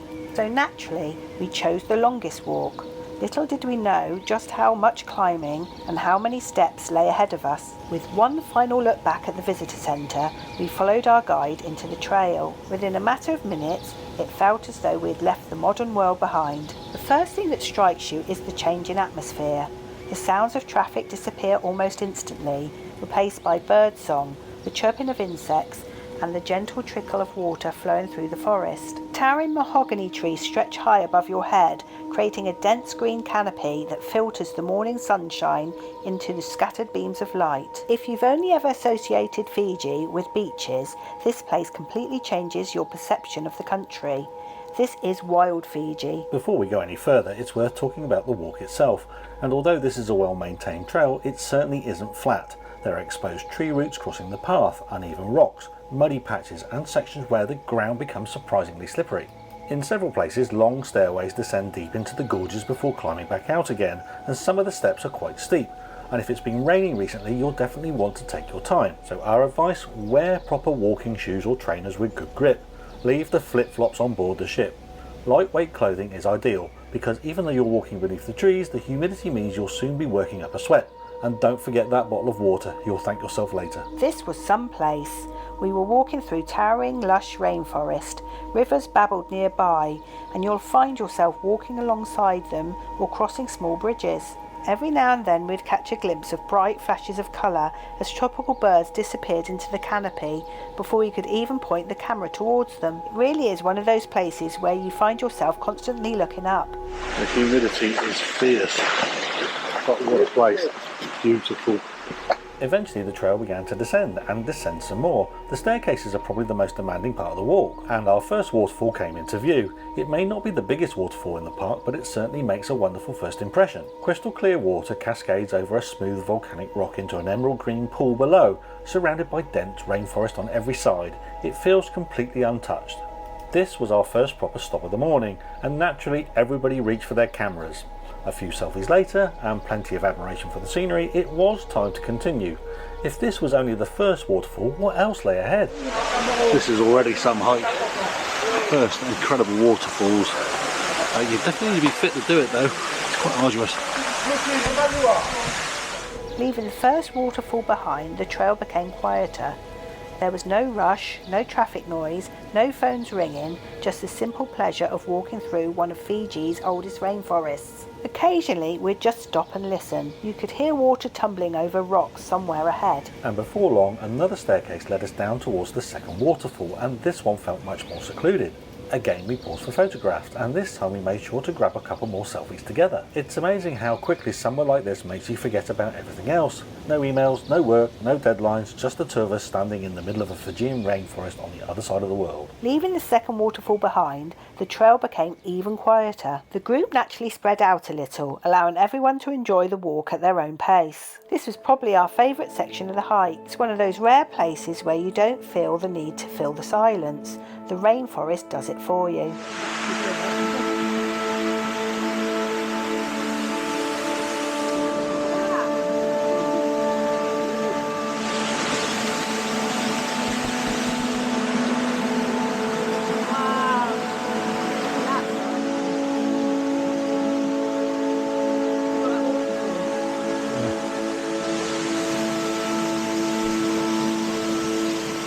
We were absolutely loving this walk. What a place we were in. And we could hear the final waterfall long before we actually saw it, and the roar slowly grew louder and louder, and the air became cooler. And then as we rounded one final bend, the rainforest suddenly opened up. Standing in front of us was the most impressive waterfall in Colo-i-Suva, and water poured over the rocky cliff into a deep, crystal clear plunge pool surrounded by towering rainforest trees. This is the waterfall that everybody hopes to reach, and unlike the previous two, this one isn't just for looking at, it's for jumping in. And we had about 20 minutes here, giving everybody plenty of time to enjoy the water. After hiking through the humid rainforest, the water felt wonderfully cool and refreshing. Several people were climbing onto the rocks and even the trees before taking the plunge into the pool below. Others simply floated beneath the waterfall or relaxed on the surrounding rocks, soaking up the incredible scenery. It was one of those travel moments you'll remember for years, and if you visit Colo-i-Suva, don't forget your swimwear. Trust us, you'll regret it if you do. Eventually it was time for our rainforest adventure to end. The climb back out of the gorge certainly reminded us that we'd earned our swim. Those staircases seemed just a little bit longer on the way back. Finally the trees began to thin. The sounds of other visitors returned, and before long we emerged back at the visitor centre where our coach was waiting, and we climbed aboard, and set off back to Suva. As we left the rainforest behind, it was hard to believe that we'd only been 40 minutes from Fiji's capital. We'd gone from peaceful waterfalls and birdsong to the bustle of the busy Pacific city in less than an hour. Choosing the longer trail and the full 1 hour walk had absolutely been the right decision. The shorter walks might suit those with limited mobility, but by taking the longer route we'd experienced a complete rainforest and discovered all 3 waterfalls and enjoyed one of the most memorable shore excursions we've ever taken. On the way back to the ship, our excursion included one final stop at a shopping centre on the outskirts of Suva. We had around 30 minutes to look around before returning to Crown Princess. It wasn't really enough time to do any serious shopping, but it gave us a chance to browse a few local shops and get our bearings before heading back to the city later. We knew this wasn't going to be our only visit to Suva today. We had another plan. Back on board, we dropped off our bags, changed into lighter clothes and swapped our walking shoes for something a little more comfortable, and we immediately headed back out to explore more of Suva. And one of the great things about Suva is that the city centre is an easy walk from the cruise terminal. Wherever we visit somewhere new, we always try to spend at least a little time wandering independently, and Suva immediately felt different to many of the cruise ports we'd visited on this voyage.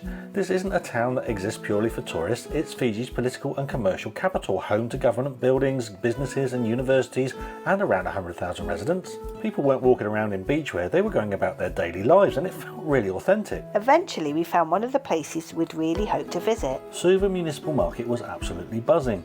Row upon row of stalls stretched out before us, and each one piled high with colourful tropical fruit and vegetables. The colours were incredible, but it wasn't just what you could see, it was what you could smell. The sweet aroma of ripe tropical fruit mixed with fresh herbs, earthy vegetables and fragrant spices. Of course, no visit to a tropical market is complete without trying a fresh coconut, and within moments the vendor had expertly sliced away the top and handed it over with a straw. We got Nanny? I've got coconut! Yay! Tonight. Really nice, yeah. What an incredible market we've just encountered here in Suva, downtown Suva. There she is. She's got her coconut at last. $3 Fijian, bargain, and it is gorgeous and full of milk. There was another little mission while we were exploring the city. And she's looking at the shiny things again. Oh no, I'm in trouble.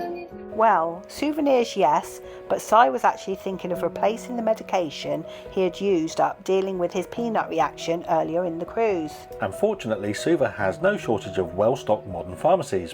Problem solved, and after everything we packed into the day so far, it was definitely time for a beer, and the Syrah Bar and Bistro looked too inviting to walk past. Within minutes, 2 beautifully cold local beers appeared on the table. Cheers! At around $16 Fijian each, they weren't cheap by local standards, but after the day we'd had, they were worth every cent. Cheers. Cheers! Fiji Gold.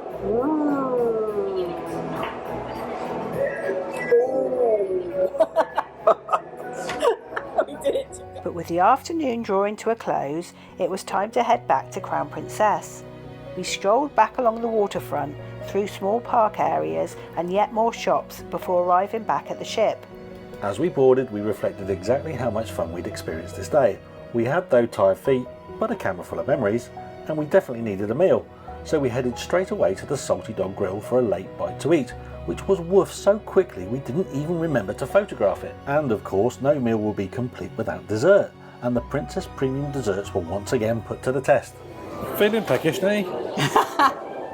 Well, this is one of my 2 free desserts that I get on my package. Premium desserts. Yeah, premium desserts, and this one is called the Da Vinci. They'd be expensive normally, like 26 Aussie dollars or something, They wouldn't they? are, yeah, normally. But You get it obviously- free with Princess Plus, Yeah. so you can get 2 free. That's right. So what are you going for? It's called the Da Vinci. And what's in it?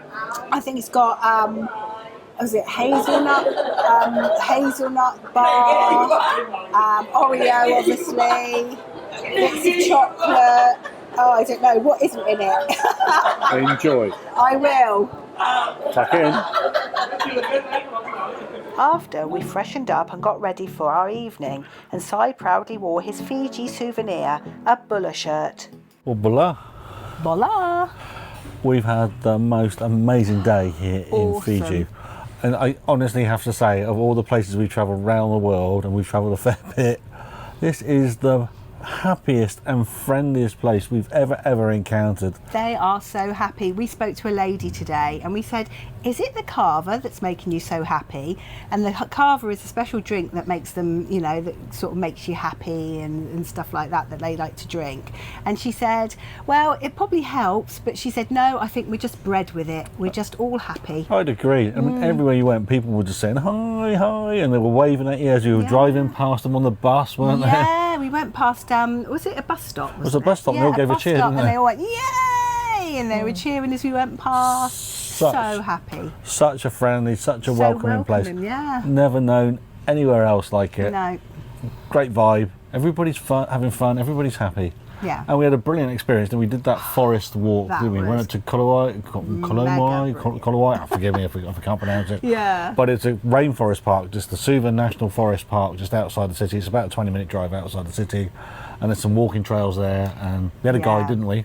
Yeah, we had a guide. We had to be very careful. They said make sure you've got special shoes to walk it, you know, good walking shoes. And you can see why. Gosh, some of the paths, they were a bit precarious, weren't they? And it was quite strenuous as well in parts, wasn't it?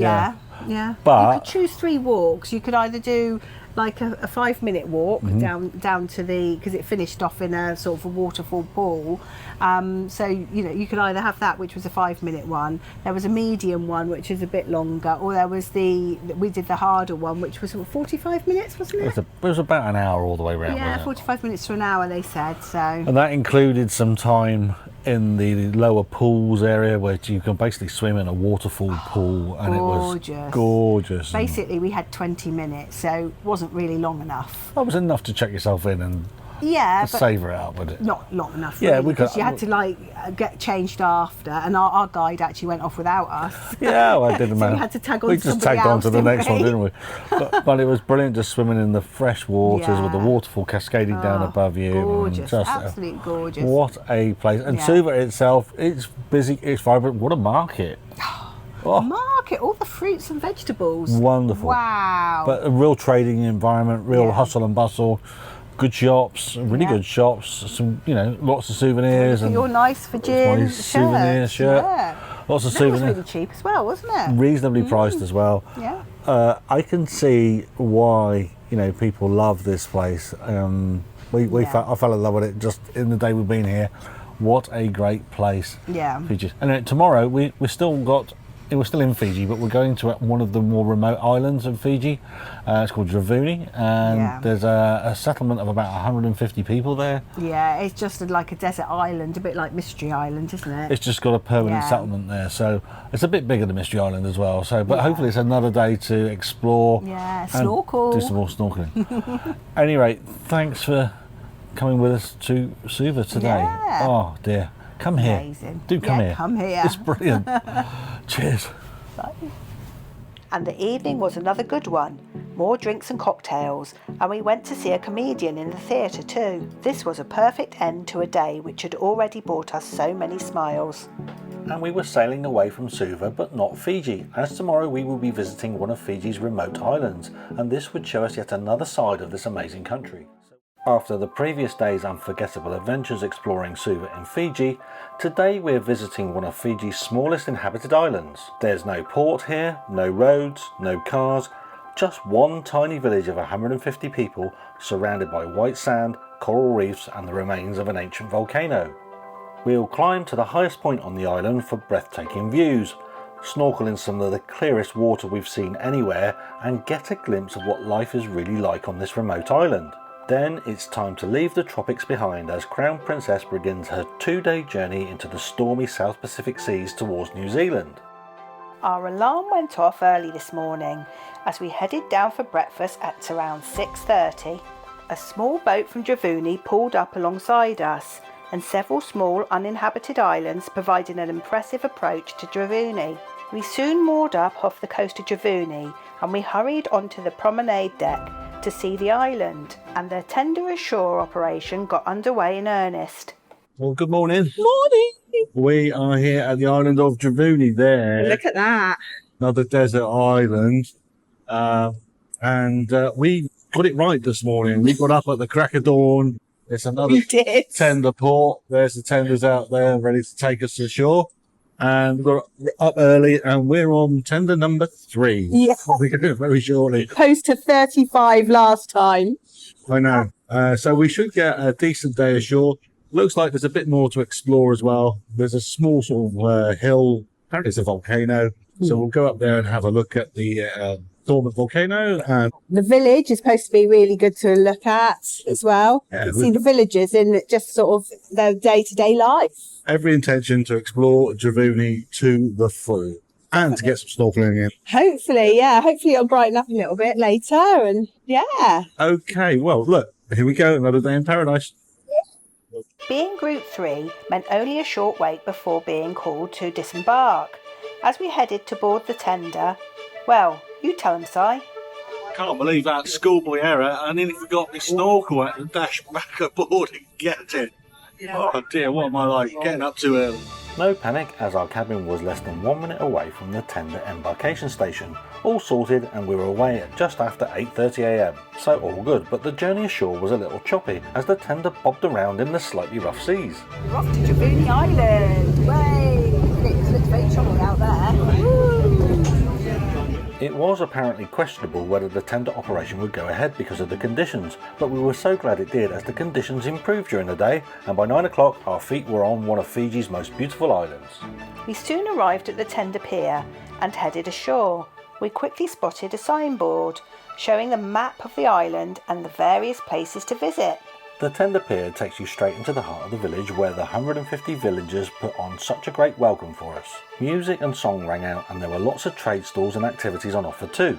Great to mooch around, and Bula was once again our word of the day. Unlike purpose-built cruise ports, everything here feels authentic. You're visiting somebody's home, and that's what makes Dravuni so special. Our first destination though was what the map called White Sandy Beach, a most accurate description. You like it here, don't you, Nettie? So we're on Dravuni, an island in Fiji, and just look at this place. Just look.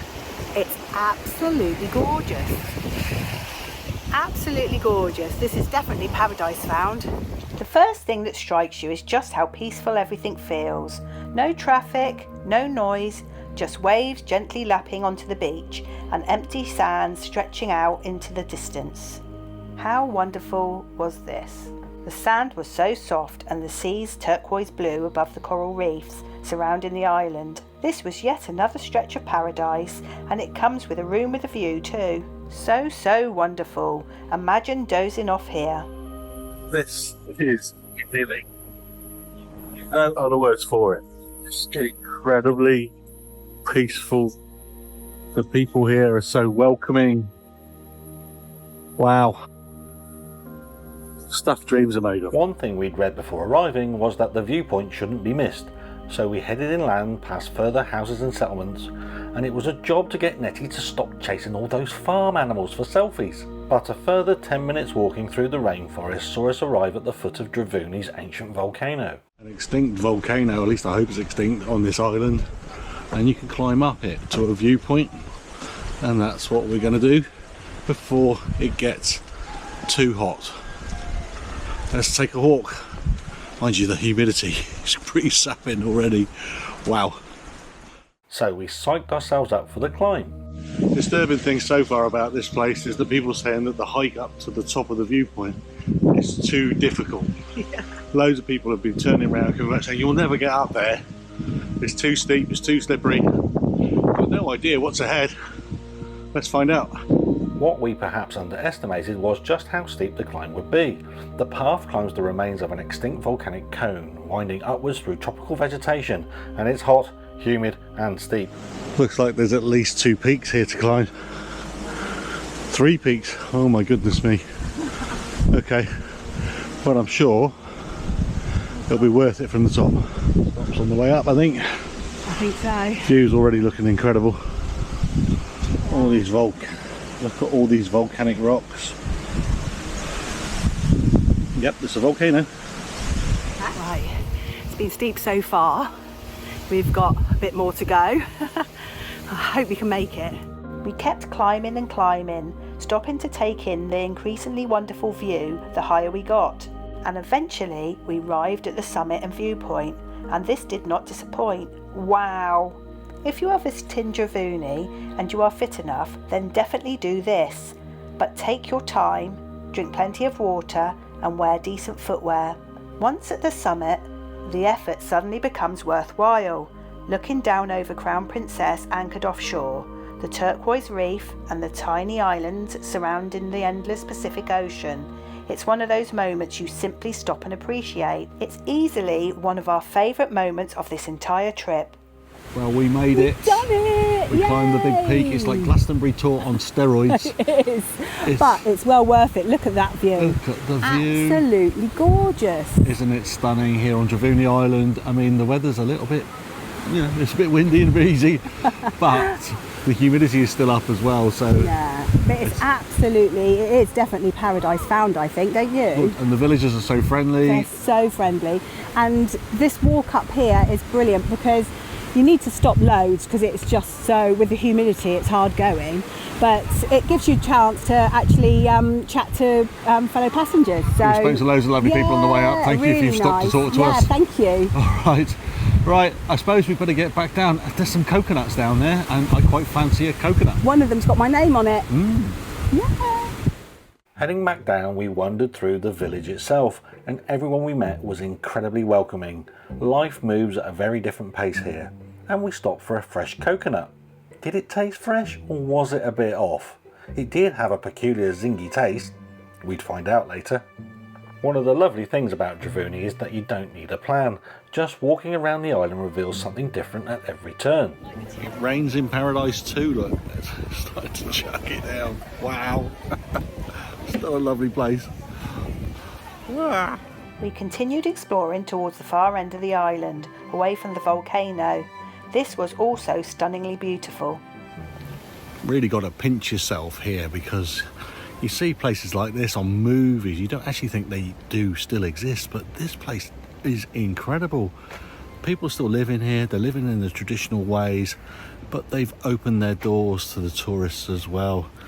I mean, what a privilege it is to be here. Incredible. Nettie was loving discovering the island's wildlife. Right, I'm finding these holes everywhere and they're all around the island. So I asked a local, I said, what are these holes? And he said they're from sand crabs.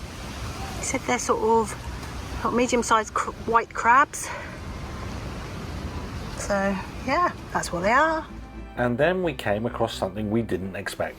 There's a little area here where there are cemeteries, obviously used by the local tribes. We're not going to film any of that because just out of respect, really. They're sort of sacred places to the people who live here, and the people who live here are incredible.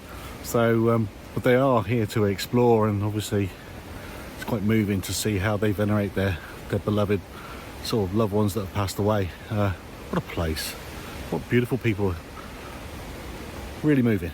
It's hard not to be humbled by the lovely, friendly and generous people of Dravuni. Reaching the opposite shoreline, we found another completely different view of the island, with waves breaking against the reef and hardly another person in sight. The wind was up and the strong breeze was blowing. It's certainly windy, but you can see the dramatic nature of the island. In calmer weather, this beach would have been another great snorkelling spot, but the difference in the weather conditions on either side of the island was marked. Eventually we made our way back to the sheltered beach and set up camp, and the weather slowly improved as the day went on. And honestly, this is exactly where Dravuni comes into its own, and for the next 4 hours we alternated between snorkelling and relaxing in the sunshine and simply enjoying our incredible surroundings. The water here is beautifully clear. Colourful tropical fish swim just meters from the beach, and because there are no large developments, the whole place feels wonderfully untouched.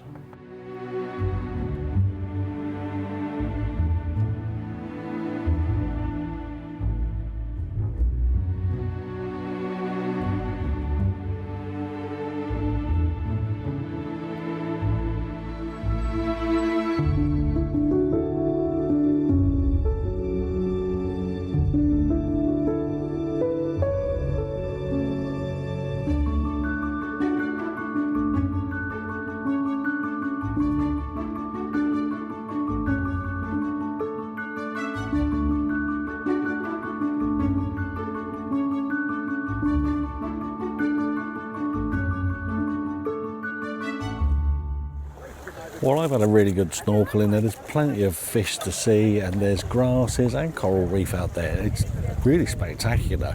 I've come in now just to dry off and enjoy some of the Fijian sunshine. Nettie, I don't think I'll get her out at all until I have to literally fish her out, because it's going to be the last shuttle back to the water shuttle back to the ship. She's having a great time, although her phone has run out of storage, and so that's caused a little bit of a drama. She's taken that much footage, but she's in there with the GoPro right now, so still having fun. You know, what a place to be spending an afternoon. Fiji, oh, lovely. Nettie was indeed in holiday heaven and remained in the water for a further hour whilst I sat and admired this beautiful beach, and it was some beach, and if you sit still long enough, a hermit crab would come and pay you a friendly visit too. Nettie eventually surfaced and came back to dry out in the sun, and we grabbed some perfect selfies too. We would never forget Dravuni, that's for sure, but all good things sadly come to an end. It's too hot on that beach. We're going to explore one more area of the island that we haven't been able to see so far. And I think it'll be time to take the last, or one of the last, water shuttles back to the ship. It's been an incredible day. Before heading back to the ship, there was an area of the island we hadn't explored, and we reckoned we had just enough time to walk there and back before the last tender back to the ship. So we set off across the island again, back towards the windier shore. This was some walk through the rainforest with incredible sights and sounds and breathtaking views of the forest canopy and the volcano too. You couldn't fail to be in awe of this place, and there were sights everywhere. We were so glad we did this. Eventually we emerged on yet another paradise beach, and there were only 2 other people here. The seas had calmed down, and it was serene to simply wander on the golden sands of this paradise empty beach. Time was now our enemy, and we needed to scamper back through the rainforest and back through the village to the tender pier, and we made it with a few minutes to spare, and we could enjoy the farewell songs from the villagers. Just brilliant. Sadly, time to say goodbye to Dravuni. It's all been brilliant. Love it so much. Gorgeous. Some final selfies and photos of dreamy beaches, then back on board the tender, and we set off towards Crown Princess. Back on board Crown Princess we enjoyed pizza whilst enjoying the views across to the magical island we had just left. However, Nettie began to feel ill. Was it that strange tasting coconut, or just a bit of heat or sunstroke? So dinner on my own tonight. This is a curry, a little curry I've got here. Looks great, smells great, looking forward to tucking in. But this is the first proper meal I've been able to have for about 4 days after I had a real gastric problem earlier on in the week. So I'm really looking forward to this. It's going to be really tasty. Not wanting to miss out on the Paulie parade though is Nettie, because unfortunately, this is why I'm on my own, she's come down ill tonight. Hers is different though, nothing gastric. Hers is definitely sunstroke. We've been out on Dravuni today, even with factor 50, and we had factor 50 on, we got sunburn. You know, and Nettie, I think from when she was snorkeling, she spent such a long time in the ocean with the backs of her legs and other parts of her body exposed to the sunlight as she was looking down at the beautiful fish below. I think she's got a nasty dose of sunburn. She's feeling a little bit poorly. She's creamed up and, you know, sleeping it off like a little baby in the cabin tonight now. So I've got a night kind of on my own, so I'm gonna have dinner first. I'm looking forward to it. So I spent my evening watching some live music. First in O'Malley's Irish pub, and a fantastic female vocalist was there, and then in the Atrium, where I sat at the wine bar and resisted the temptation to try the tempting wines on the wine list. I wasn't quite ready to get back on the alcohol yet. We had sailed south from Dravuni and unfortunately straight into stormy seas, and the boat was a-rocking, and as I hadn't had any wine, I couldn't even blame that. But the following morning it was my turn. Whether it was something I'd eaten, the dodgy coconut, or the rough seas, I wasn't feeling good at all. Good morning! Morning! So it's a sea day today. Nettie obviously was poorly last night. How are you feeling I'm this feeling morning? a lot better today. I think it was a sort of mild heat exhaustion, yeah. I mean, the temperature was in the low 30s yesterday. Humidity levels were really high. Really You high. did get sunburn as well on the backs of your legs and Yeah, bits and bobs. even though I don't feel sunburnt today. It's, you know, it's all gone down and everything, so... You were like a little lobster yesterday. Yeah, I think it was just, I was just completely it was so hot. I think probably I just didn't drink enough really for the humidity of the island. So It was very, very hot. Yeah. But a beautiful place, Dravuni, wasn't it? absolutely. Stunning. Oh, I could have stayed there all night. It's gorgeous. So we're all just ping-ponging between the two of us again. So I had my It's turn now. my gastric issues, and what that was, I mean, I was stupid. I went to that bakery in Noumea, and I picked the only thing in the bakery that had peanuts in it. You can't have peanuts. I can't Yeah, have the peanuts. only thing. They do make me ill. And it did say, it was written in French, Yeah, I know. I that need it to was, look at that. you know, the peanut, but you just didn't. So I've been ill take for a it few in. days, and last night I enjoyed my curry, and the curry was a bit spicier than I thought it was going to be. So I wasn't with him, so I couldn't keep an eye on what he was eating. So, anyway, the Muppet Show here continues. yes. And I need to probably look after my tongue a little bit more for the rest of the cruise, I think. Anyway, so Rice Krispies this morning, wasn't it? Was. With lactose-free milk. dear. Anyway, so sea day today, and we've had a big storm overnight, and it's still blowing a hoolie out there now. It They've closed a is. lot of the promenade decks and the outdoor spaces. There's about a 5 to 6 metre swell out there. Yeah, it was going hell for leather last night. Yeah. It was about 5 o'clock in the morning. You could feel it. It sort of went up, and then all of a sudden it went down. Big almighty And crash. Yeah, so I woke up and thought, what was that? What the was hell that? was that? Yeah. I mean, it's quite lively out there. I mean, I don't know whether you can see that in the background, but there's spray brushing against the window and all that kind of stuff. So you don't even need to pretend to do your staggering down the ship. No, today. not at all. No, and you don't actually need to have a drink either for it. So because we've both been a bit poorly, we're probably not going to do much today. We're just going to relax and recover. So we're probably won't do much Relax, a bit of YouTube stuff. reading. Forgive us for that. Normal Yeah. service will resume once we kind of recover. So it's going to be relaxation, isn't it? It is a relaxation day, and have a look what's going on. There's this- Meal in O'Malley's probably. O'Malley's, I think, tonight, because we get Yeah. these like premium meal things in the pub. So Yeah. it was nice, the It was food nice the last last time we had time, them. So, and to be fair, with my tummy, it's probably safer than the main dining room as well. So Yeah. it is another formal night tonight, though, isn't it? It is. Yeah. Yes. So anyway, so not too much from us today, although we will show you what the ship's like on the second formal night. And thanks for sticking with us. Cheers. Bye. The seas were rough. Pools were netted or had been emptied, especially as one of them had overtopped and flooded the spa area. These were rough seas, and the ship did seem to be struggling a little.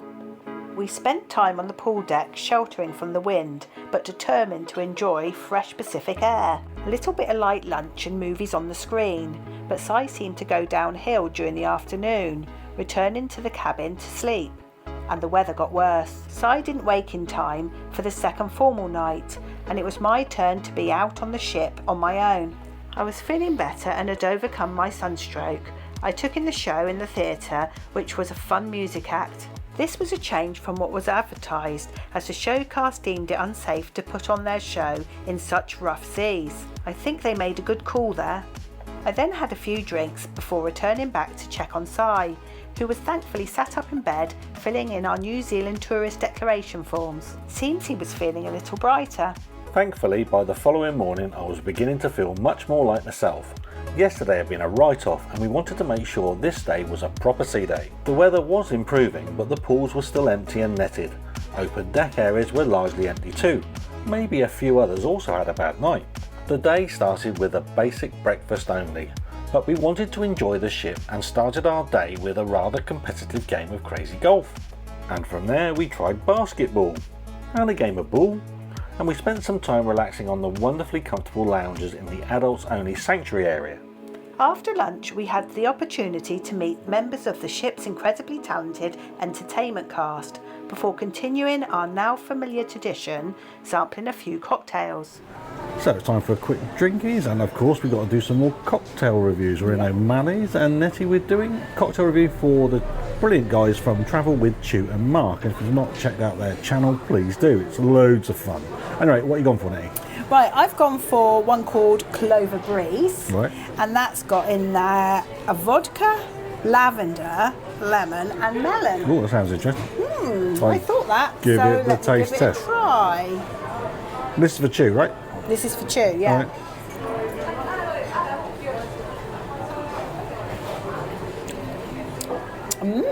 That's nice. Right. Yeah. Describe it. I can't taste lavender, Right. All right. That's disappointing. but I can definitely taste melon. All right. I can taste melon. All right. Good measure of spirits. Yeah, it's quite fairly strong, not too strong, Right. not overly strong. It's generally, it's generally more the melon flavour overall, basically. So it is a nice one. Out of 5? It's nice, but probably not my favourite one. Okay. I'd give it probably 3.5. And it was called what? Raspberry ink? Clover Breeze. Clover Breeze. Clover All right. Breeze. Cheers. Yeah, cheers. Right, so you've gone for one for Mark. So what cocktail have you gone for? So this is Made of the Sea. Okay, it's got Jameson Irish whiskey in it, San Germain liqueur, lemon and mint. Sounds interesting. Let's give it a go. Sound just up your street, that does. Cheers, Mark.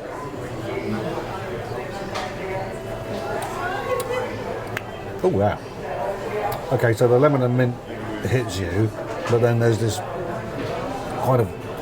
there's a spirits taste, like a harsh spirits taste that kicks in after. So once you get past the lemon and mint, all of a sudden you almost got like a burn from the whiskey that comes in off the back of it, which is quite nice.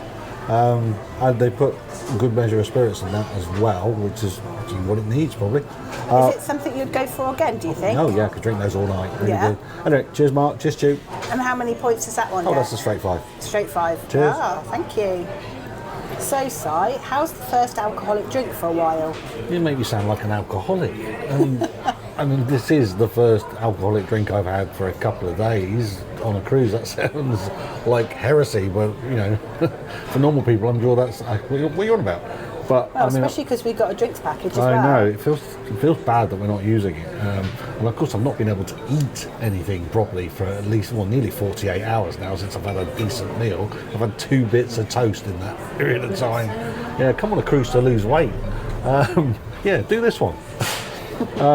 Anyway, so you'll forgive me, but this is going down really nicely. It's that Made of the Sea thing. We did that review for Chu and Mark. Oh God. I could really go on a bender right now and drink loads of these, but I've got a feeling that would set my recovery back quite a few days. So maybe I do need a bit of moderation, but yeah. Cheers. A few more cocktails followed, and after almost 48 hours without eating properly, I finally managed my first proper evening meal. A definite sign I was recovering. That evening, we watched another spectacular theatre production in the theatre, and the show was actually called Spectacular. Time for our show reviews then. So we've just left the theatre and we've watched Spectacular, I think was what the show was called, and here with the review, because it couldn't get much footage because it was one of those shows where they said you can't record anything. No. Okay, so we're going to rely on the review of our show aficionado Nettie. Spectacular, go for it. Well, I think it was spectacular. Oh, saw that coming. It was spectacular. I thought it was really good. The costumes were amazing. I really liked it. It was quite jazzy. I like jazzy stuff. And the singing was really good. And it was, I think it was really good. I think this cast is really, really polished. And I really enjoyed it. It was really toe tapping. And if I could have, I would have got up and danced. Oh, great review. A Really thumbs up from good. Lily. Yay! And now for the grumpy one. Well, yeah, for me it was a bit of a return to the normal cruise line entertainment shows. It was singing and dancing routines. As a show itself, it didn't seem to have any story or anything. It's just routine after routine. However, I think Nettie emphasised a couple of important points there. One, the showcast are, as you use the word, polished, and I'd agree with that. They are very good at what they do. And some of the routines were quite ambitious, and can understand why they chose not to do it in rough seas yesterday, because there was a lot of lifting and a lot of acrobatic type moves and things, which could have caused injury if it had gone wrong. So, yeah, they're quite impressive as a showcast. The other thing that I want to build on is the production values. I mean, I want to single out the lighting engineer and the costumes in particular, unless you mentioned the costumes, but there were a couple of sequences in there where the lighting engineer really emphasised the costumes. There's a particular sequence with a guy in a mirrored jacket, and the lighting engineer sort of beams some spotlights onto him, and it creates a very good visual effect. And I think for me that sums up, how well polished not just the cast are, but the overall production is. That said, it didn't seem to have a lot of point. It was routine after routine, and it really wasn't my thing. Okay, so yeah, very good in terms of a show, but really didn't seem to have a lot of point. So a bit of a but well done for me. Then some more cocktail reviews. Well, we did have a few days drinking to catch up on. More cocktail reviews now. Yeah. And Nettie, who's this one for? I'm doing this for Alison from Paul. Alison. Oh, hi, Al. Right, what you got? Right, I've gone for the Baked Alaska. Yeah, And in the Baked Alaska, it's got vanilla vodka, yeah, raspberry, yeah. and creme de cacao. All right, sounds good. Right, give it a go. Good. So let me have a taste. First time tasting. Right, first time tasting. Here we go. Ooh, Oh, right, go for I it. like that. What is it? It's got a raspberry taste, but it's also got like a sort of a creamy sort of taste. That's probably the vanilla coming through. No, Yeah, I like that. Really it's nice. going to disappear quickly then. Get a few of those in. Yeah, overnight. I like that. That is really good. I'd give that a 5 out of 5. Ooh, okay. Thanks, Al. Right, now time for your review, Simon. Who are you doing it for? Oh, this is for my brother Matt from Bridport in Dorset. So cheers, Matt. Sorry you're not here, buddy, but I'm going all Captain Feathersword for you tonight. Nice Aussie reference there. It's the Captain's Bounty cocktail, which has lots of rum in it. I'm going yo, yo, ho, ho.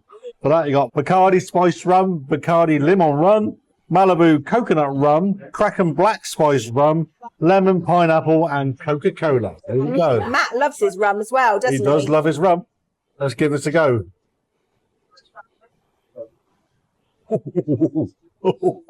Oh, yeah. That's cheeky. And, yeah, very good. Lots of rum, though. Very, very, very lots of rum. The rum really comes through. But just on the back end of it is a little sweetness, and the Coca-Cola comes through right at the end. So, yeah, that's good. Enjoyed that. That's 4 for me. We were back to our usual selves, and fueled on cocktails, we went looking for the silent disco. So we're in the disco for the silent disco, except the disco is that silent that the air conditioning is louder than the music. No, it's on tomorrow. We got the wrong day. Okay, right, yeah, we've got the wrong day. And we've also learnt out that the silent disco isn't actually in the disco. It's No. somewhere else on the ship, even though they got like a lit dance floor and everything over there. Yeah, and look at this time. It's nearly, what time is it now? It's gone 9 o'clock, It's isn't it? 9 o'clock. Yeah. No one in here. And there's a poor barman down there sat on his own, he's got nobody to serve. Hey, brilliant. Sometimes this ship doesn't make a lot of sense, does it? Doesn't know, but it's a nice quiet place for us. Yeah, we can chill and enjoy our cocktails. But we did have a great night enjoying all the live music, and yes, some more cocktails. Normal service had well and truly resumed. The main areas of the ship were again buzzing and a whole load of fun. And this second sea day, as we headed to the colder climes of New Zealand, had turned out to be exactly what we wanted from Crown Princess. At last. Today was a day we'd been looking forward to for a long time, because we were finally visiting New Zealand. For the very first time, we had been told that the sail into the port of Tauranga was not to be missed, and as we bounded up onto the deck first thing in the morning, we could see why. We were sailing through the Bay of Plenty and approaching the striking landmark of Mount Maunganui. This 232 metre high mountain is an eroded volcanic cone strutting above the surrounding sea and sands in a majestic way. It is a sacred mountain to the Maori, who call it Moauau. Apologies if I've got that wrong. It is crisscrossed with walking trails, and hot water springs and baths emerge from its base. This is normally a popular place to visit for cruise passengers, but a terrible tragedy occurred in January 2026, where a landslide occurred following very heavy rains, and 6 people tragically died. Understandably, the mountain and the hot pools remain closed at the time of our visit. One of the striking views to look out for as you sail into Tauranga is the statue of Tangaroa that acts as a sentinel guarding the entrance to the harbour. Tangaroa is the Maori god of the sea, and the statue is quite a sight as you sail in. Really glad we were up early to see this. The ship docks soon after, and the cruise dock is actually at the town of Mount Maunganui rather than in Tauranga itself, which is a few miles further into the bay. That said, our research had showed that there is plenty to see and do close to the cruise port itself. We grabbed a light breakfast and scampered ashore as soon as we could.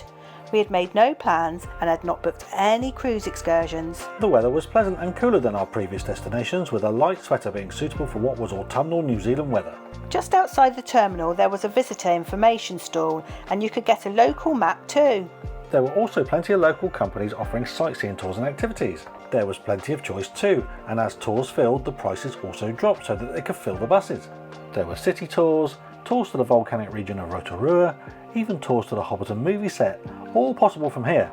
And the prices were significantly cheaper than the cruise line's excursion too.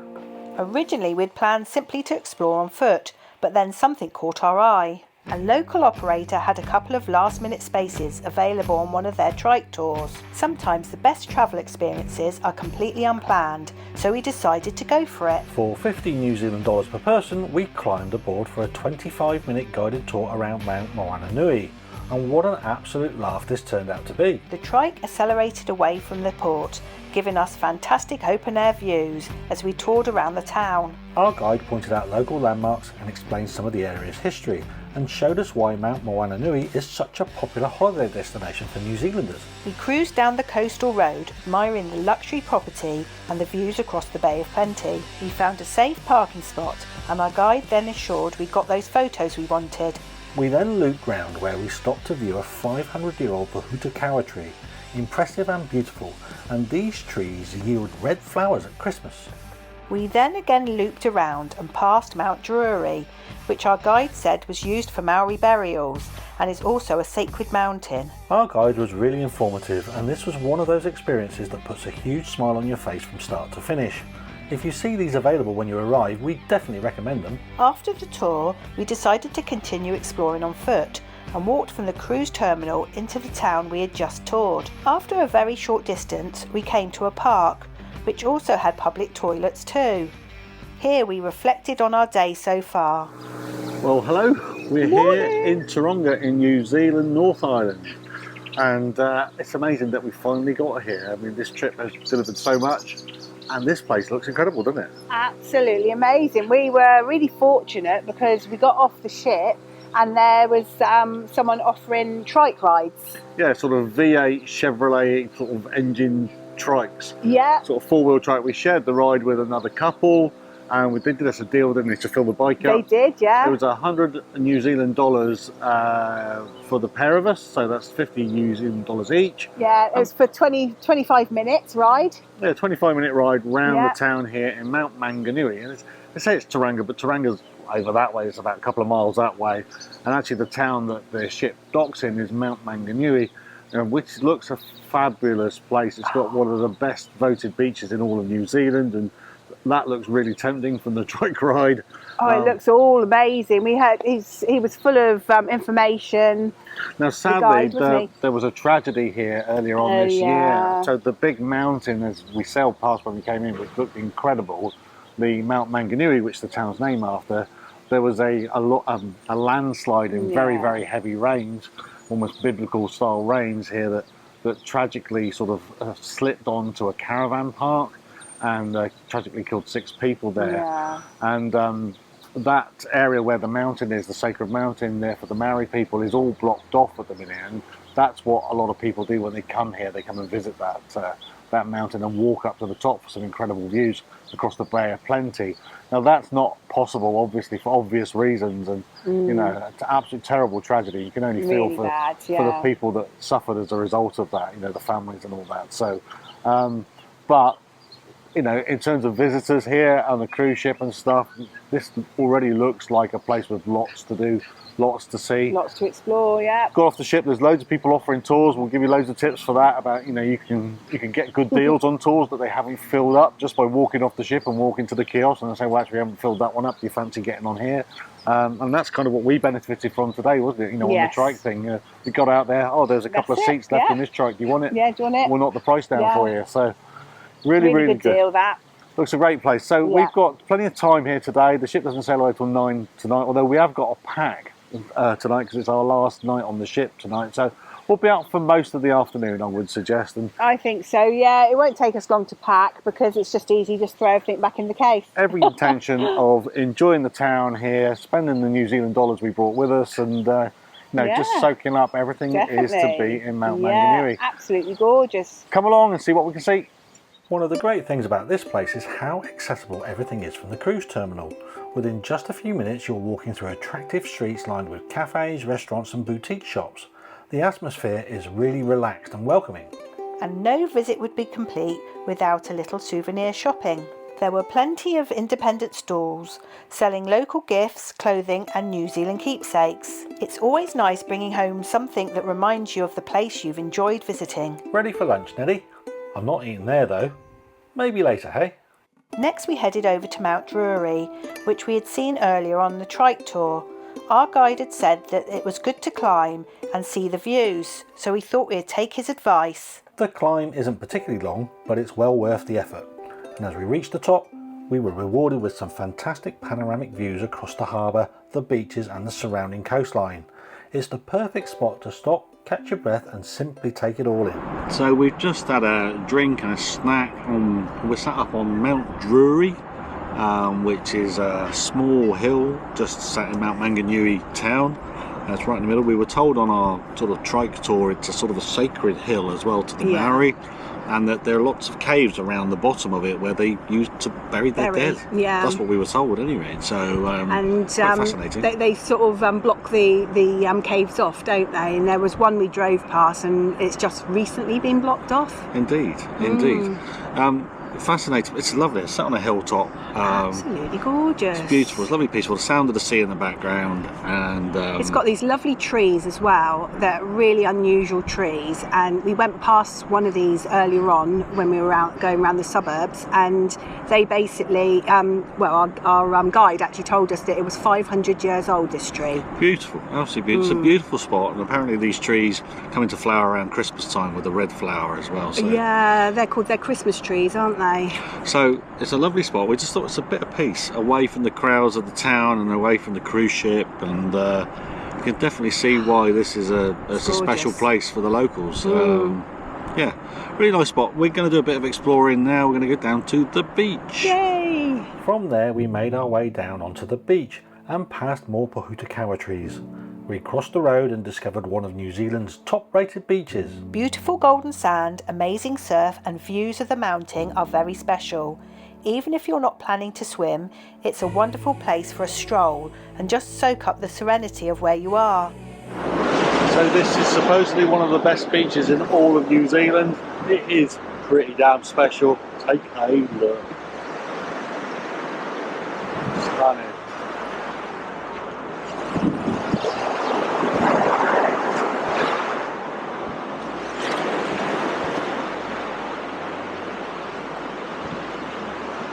Gorgeous. See why it gets all the acclaim. We sat here and listened to the sounds of the sea. We watched the surfers enjoying the waves, and what a place this was. And whilst it may seem a modest sized beach, it actually goes on for many miles beyond the isthmus of Moturuki Island, and the beach continues right along the Bay of Plenty. Wow! Time to mark in the sand our arrival in New Zealand. And of course Nettie had such fun chasing all the wildlife. Again.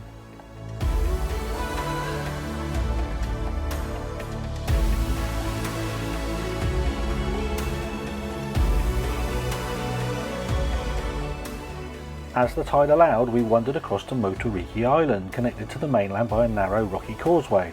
It feels surprisingly wild considering it's only such a short walk from the town. There are walking paths, dramatic rock formations and beautiful views back towards the beach of Mount Maunganui.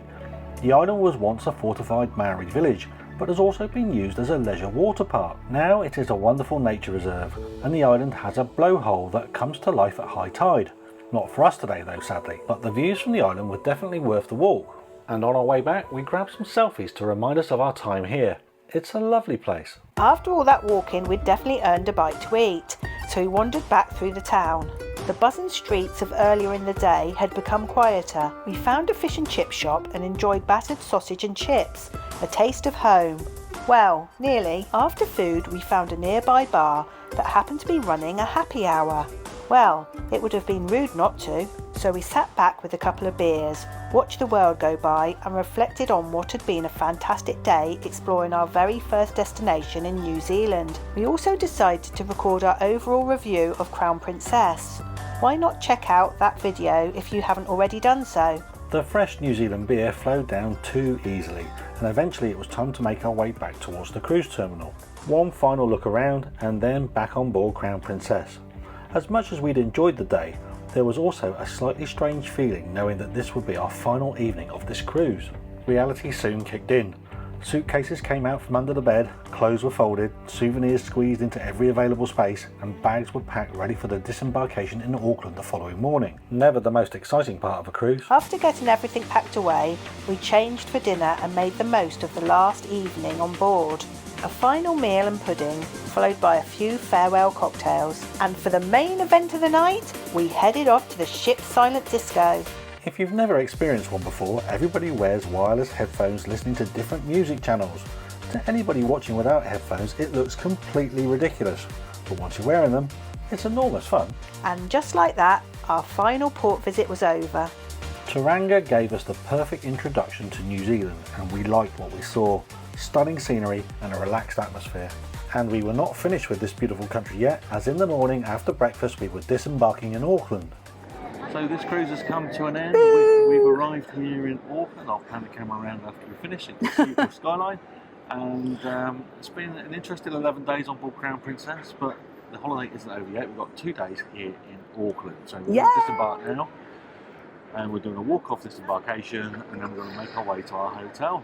So stick with us as we go and explore Auckland. After an incredible journey through Australia, the South Pacific and New Zealand, the end of our venture had finally arrived. We've explored Sydney, sailed across the Pacific, snorkeled some incredible tropical islands, walked through rainforests, experienced completely different cultures, and of course, spent an amazing couple of weeks aboard Crown Princess. But there was still one very important part of New Zealand waiting for us: Hobbiton. And as if that wasn't enough, we were also heading underground to see the famous Waitomo glowworm caves.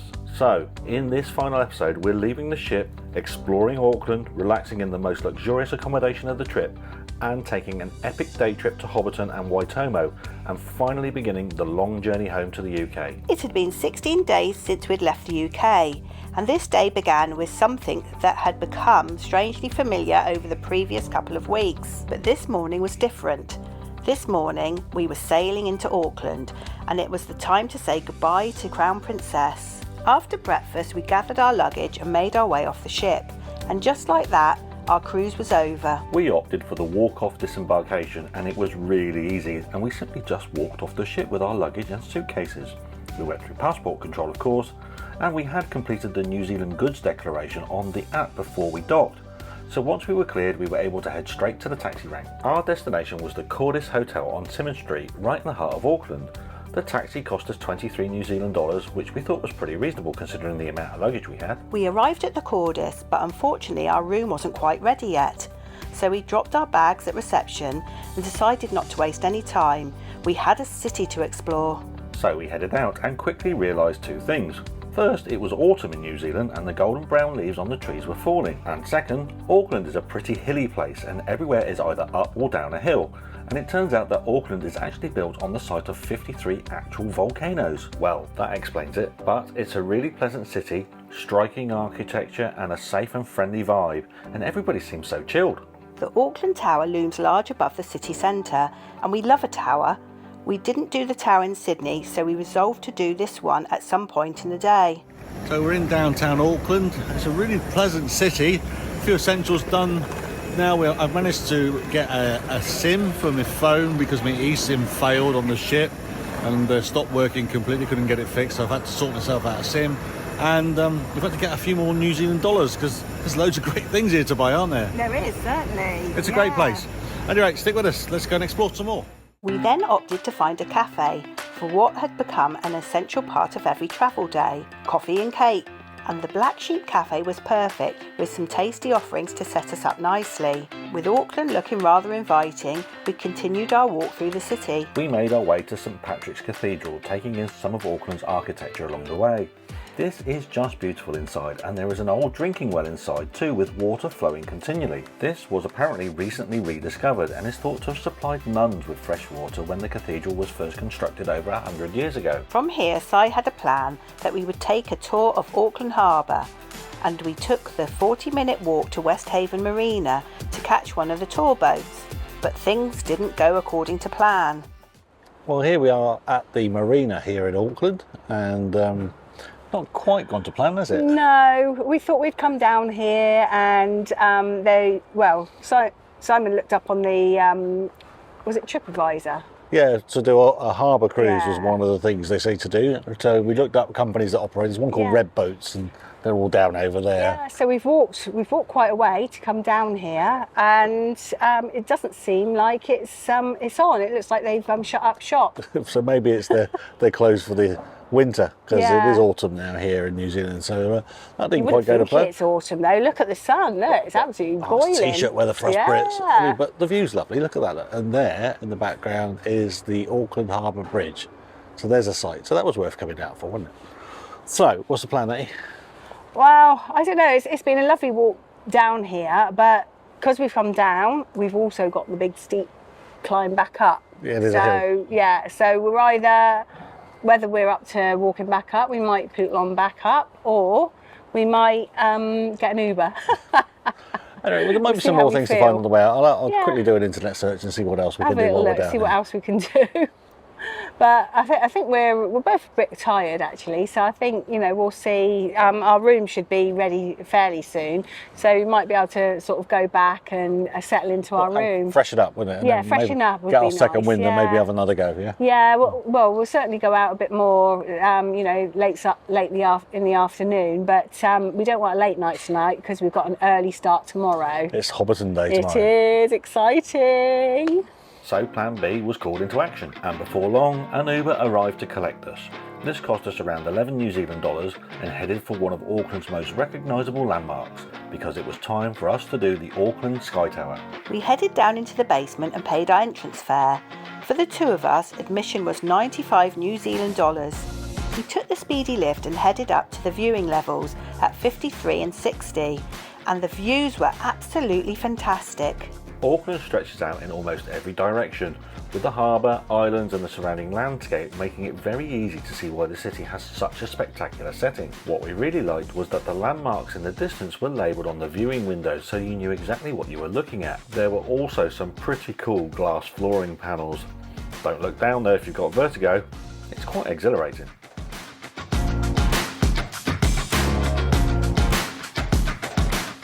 We spent a good deal of time soaking up all the views, and both the scale of the city and the beauty of the surrounding countryside are really apparent from up here. The tower is 328 metres tall and is the second tallest freestanding structure in the Southern Hemisphere. We do love a tower and a viewing platform, and this was actually a really good one. And naturally, after all that sightseeing, we needed refreshments. So we stopped at the Lookout Cafe for a tea and coffee. And then something caught our eye. There were people in orange jumpsuits walking outside at this incredible height. Now that's nerves of steel, and it seems this is a paid vertigo sandwich experience. Not for me, thanks. They must be mad. Okay, let's head back down. And oh great, this lift has a glass floor too. Just close my eyes and it'll soon be over. And thankfully it soon was, and my feet were back on terra firma. By now we've been up and about for quite a few hours, so we decided we'd walk back to the Cordis, back up the hill. So we've checked into our hotel, the Cordis Hotel in Symonds Street here in Auckland, and it's fabulous, isn't it?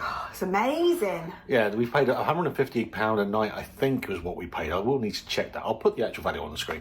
But it's so nice to be in some luxury accommodation. This is absolutely fantastic. Oh, we've had complimentary snacks. We've got complimentary toothbrush and toothpaste. It's absolutely stunning. And there is a spa here, Yes. included in, heated pools, jacuzzis, all that kind of stuff. We're going to try it out. And we're going to go try it out. Okay, so, well, we've had a really good day in Auckland, but I think it's time for some pampering, I think. Yay! And this was where one of the best surprises of the day began.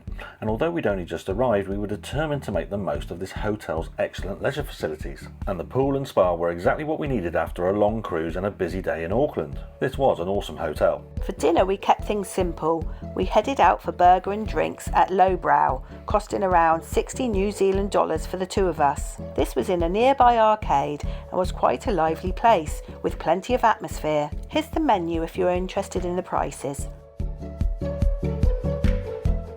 Then it was back to the Cordis for an early night, because tomorrow was going to be a very, very early start. I can't believe these 3 weeks have come to an end and this is the last day of our adventure, but we're going to finish it in some style. We're off to see the Hobbiton movie set and also hopefully some glowworms as well. Amazing. So, but we've had to be up really, really early. We've got up at 4:30 this morning so that we could do the travel distances involved. We're going on a Vanuatu tour and we've got to be picked up just after 6 o'clock at a hotel across the city. Anyway, stick with us, we've got an amazing day ahead. 4:30 in the morning. Yep, you heard that correctly, 4:30 in the morning. But we had an epic day ahead of us, so the hotel had prepared us a packed breakfast, and with bags packed, we set off into the darkness. We walked over to the 4 Point Sheraton, and our Vanuatu tour picked us up at the scheduled 6:20, and our minibus collected us and we were on our way. Our guide for the day was called Liam, and he soon made us feel welcome and looked after. And the journey to Hobbiton took us out of Auckland and into the beautiful New Zealand countryside. This was a really pleasant journey, and on the way Liam made it an educational trip too. We learned about everyday life of New Zealanders and how the integration of Western and Maori cultures works in the country. It was really fascinating, and Liam pointed out the landmarks along the way too. En route we had a toilet and cafe stop, which was definitely welcome after that early start. And then at around 8:45 AM we arrived, and suddenly it felt like we'd stepped into Middle Earth. We had time to use the bathrooms and explore the cafe and the oh so important gift shop before our time tour began. And at 9:20 our Hobbiton tour began. And honestly, this was one of those travel experiences that we had been looking forward to for years. A Hobbit house. We've made a specific video on this experience, so why not watch that for the full tour? For anyone who's seen The Lord of the Rings or the Hobbit films, walking through Hobbiton is an incredibly surreal experience. The attention to detail is extraordinary. The hobbit holes, the gardens, the fences, the pathways. Everywhere you look there's another little detail that makes the place feel like a real village. And over the next 2 hours we explored the set, learned how the films were made, and of course stopped at plenty of the locations that fans of the movies will recognise. This included Gandalf's cutting, Bag End of course, and the party field where the 171st birthday party was held, and Bagshot Row, home of Samwise Gamgee. And then came one of the highlights. We got to go into an actual hobbit hole, and wow, this really didn't disappoint. Everything inside is, well, hobbit size, and you can interact with it too. The details are something else again. Wall decorations, heirlooms, and everything a hobbit family would need to live their lives. No detail is missed, and it feels real. It really does. These details are what makes this so special, and to think that they would be visible on screen for just a fraction of a second, or be in the background whilst the characters speak. It's quite a place and was one of the highlights of our entire trip. We also got to visit the Green Dragon Inn, and of course enjoy a complimentary beer. There are worse places to enjoy a beer, so cheers from Middle Earth. But we couldn't stay in Middle Earth forever. Our bus was waiting, and we had another completely different New Zealand experience ahead of us, Waitomo. Lunch was included in the tour, and en route we stopped at the cafe close to the Waitomo Caves. Lunch or third breakfast it was. This was included in the tour price, and Liam recommended we try a New Zealand pie. This was some recommendation. Delicious. So our tour to Hobbiton was incredibly special. It was magical, absolutely magical. Our tour guide Liam's been brilliant. This is a Viator tour. They never let us down. We're so impressed with this tour. We'll put the link, to this tour in the video description. We're going to go and see some glowworms now, and we've just had lunch thrown in at a brilliant cafe here. Would really recommend this place. The homemade pies, incredible. After lunch, we were back in the minibus, but it wasn't too long before we arrived at the Waitomo Glowworm Caves at around 12:45. So we've arrived at the Glowworm Caves at Waitomo. Really looking forward to this. It is a sacred site, so we've been told, run by the Māori people. So there's no photography or filming allowed inside. So that's a shame, but we'll tell you about it when we get out. Really looking forward to this. The Waitomo Glowworm Caves are a completely different experience from anything else we've seen on this trip, and the tour takes you into an underground limestone cave system before reaching the area where thousands of tiny glowworms create what looks like a starry filled night sky. The glowworms are a fly larvae that spin a thread that dangles beneath them to attract and trap food like other insects. They emit a bioluminescent glow from their abdomen to attract this prey into their trap. However, when startled by noise or a bright light, they simply turn off their luminescence. The tour lasted around 45 minutes, and understandably, photography inside the caves is prohibited. So this is definitely one of those experiences where you need to put the camera down and simply enjoy it, and keep your mouth shut. Floating quietly beneath those tiny lights was genuinely magical. So, what do you think? We've had an amazing day. So brilliant. We've been to the Hobbiton place, which has been amazing. We've gone and stopped for some lunch, which was really tasty, wasn't it? But the glowworms? The glowworms, wow. They are a thing, aren't they? They are stunning. It's limestone caves, isn't Yeah. it? Beautiful. You saw them spinning their kind of like their strands where they capture their prey, and then they take on a little boat ride, and then you just look up and the whole Spectacular, ceiling is illuminated. We were just told to keep our mouth shut. Just keep your mouth shut. And sadly we couldn't take videos, but it makes a lot of No. sense because Yeah. when they shine light on them, they turn their bioluminescence off. So Yeah. if everybody got their phones out, nobody would see anything. So it makes a lot of sense.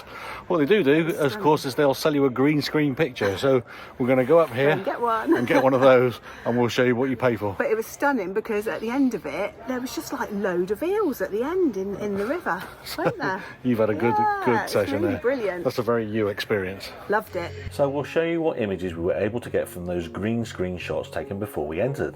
Enough said, but there's still a reminder that we went there, and seeing the cave ceiling lit up like the Milky Way was very, very magical and something we'll never forget. After the tour, there was time for the obligatory visit to the gift shop before we climbed back onto the minibus and the long journey back to Auckland. We stopped once more for a toilet and snack break. We watched a beautiful sunset from the minibus, and eventually we arrived back in Auckland at around 5:45 in the evening. After being up since 4:30 in the morning, we were absolutely shattered. For dinner, we grabbed a takeaway from Greedy Cat, and then it was back to the hotel. Bed had never looked so good. And our final morning in New Zealand began in a rather more civilised fashion. No 4:30 AM alarm, no rushing for a minibus, just a rather nice breakfast at the Cordis. And after everything we packed into these previous few days, it was a lovely final breakfast before heading to the airport. So all good things come to an end. Oh dear, we're on our way back to Blighty now. Been a good holiday, you enjoyed it? It's been amazing. I could do with having a bit longer here in Auckland. It's been amazing in here, hasn't it? Well impressed with New Zealand. Just got to come back, I guess. Yeah. It's a long flight though. It is a long flight. A long flight. What's been your highlight? Dravuni, I think. Yeah, I'd probably agree with Yeah. that. Although the Fiji rainforest was good, wasn't it? That was good as well. Waterfall pools Yeah. and all that was good, wasn't it? I really just, the vibe of Fiji, the people were so friendly. It's, it has been absolutely amazing. And although it seems a long time ago, it was great to catch up with my brother and, of course, our good Yeah. friends, the Stotts. Definitely. Thank you, guys. Yeah. Right, 30 hours plus of travel ahead of us as we head back to the UK. Thanks if you've joined us on these Yeah, adventures. thank you. We've had an amazing time, and if you've got this far into It's the videos, definitely- then thank you very much for all your support. Yeah, definitely. Right. It's definitely worth coming as well. Yeah. It's definitely worth coming. All the places we've been to has been amazing. Come on, we got a flight to catch. We've got to go. Cheers, bye. Bye. We booked an Uber, said goodbye to Auckland and made our way to the airport. Our journey home was going to be a long one. First we flew from Auckland to Hong Kong, with Cathay Pacific. After our stop in Hong Kong, we continued our journey towards the UK, this time flying with British Airways to London Heathrow. And many long, tiring hours later, we finally touched down at Heathrow. But after this very, very long flight, there was still one final leg of the journey, the train home towards Northampton. And eventually, after nearly 3 weeks of travelling, we were home. So what an adventure this had been. It started with 4 amazing days in Sydney. This is one of the world's great cities, and we walked from Fiji to Bondi, we visited the Blue Mountains, and we took in some of the incredible sights around the harbour. Then we boarded Crown Princess and began our journey into the South Pacific. We've snorkeled from beautiful tropical beaches. We've swum above coral reefs surrounded by beautiful marine life. We've walked through tropical rainforests and visited islands that felt a million miles from home. And we experienced cultures that were completely different from our own. We'd also sailed thousands of miles across some of the most spectacular ocean scenery imaginable. And then we reached New Zealand, from Tauranga and Mount Maunganui to Auckland, from the magical world of Hobbiton to the underground glowworm caves of Waitomo. When we set off on this trip, we knew it was going to be special, but looking back now, it's difficult to believe just how much we actually managed to experience. We have been to some incredible places and met some wonderful people, but importantly, we've created memories that we'll be talking about for years. So that's it. It's been an absolutely incredible journey. Thank you for coming along with us. And if you've enjoyed travelling with us, don't forget to subscribe and hit that notification bell, because there are plenty more adventures like this still to come. And remember, life is better out there somewhere.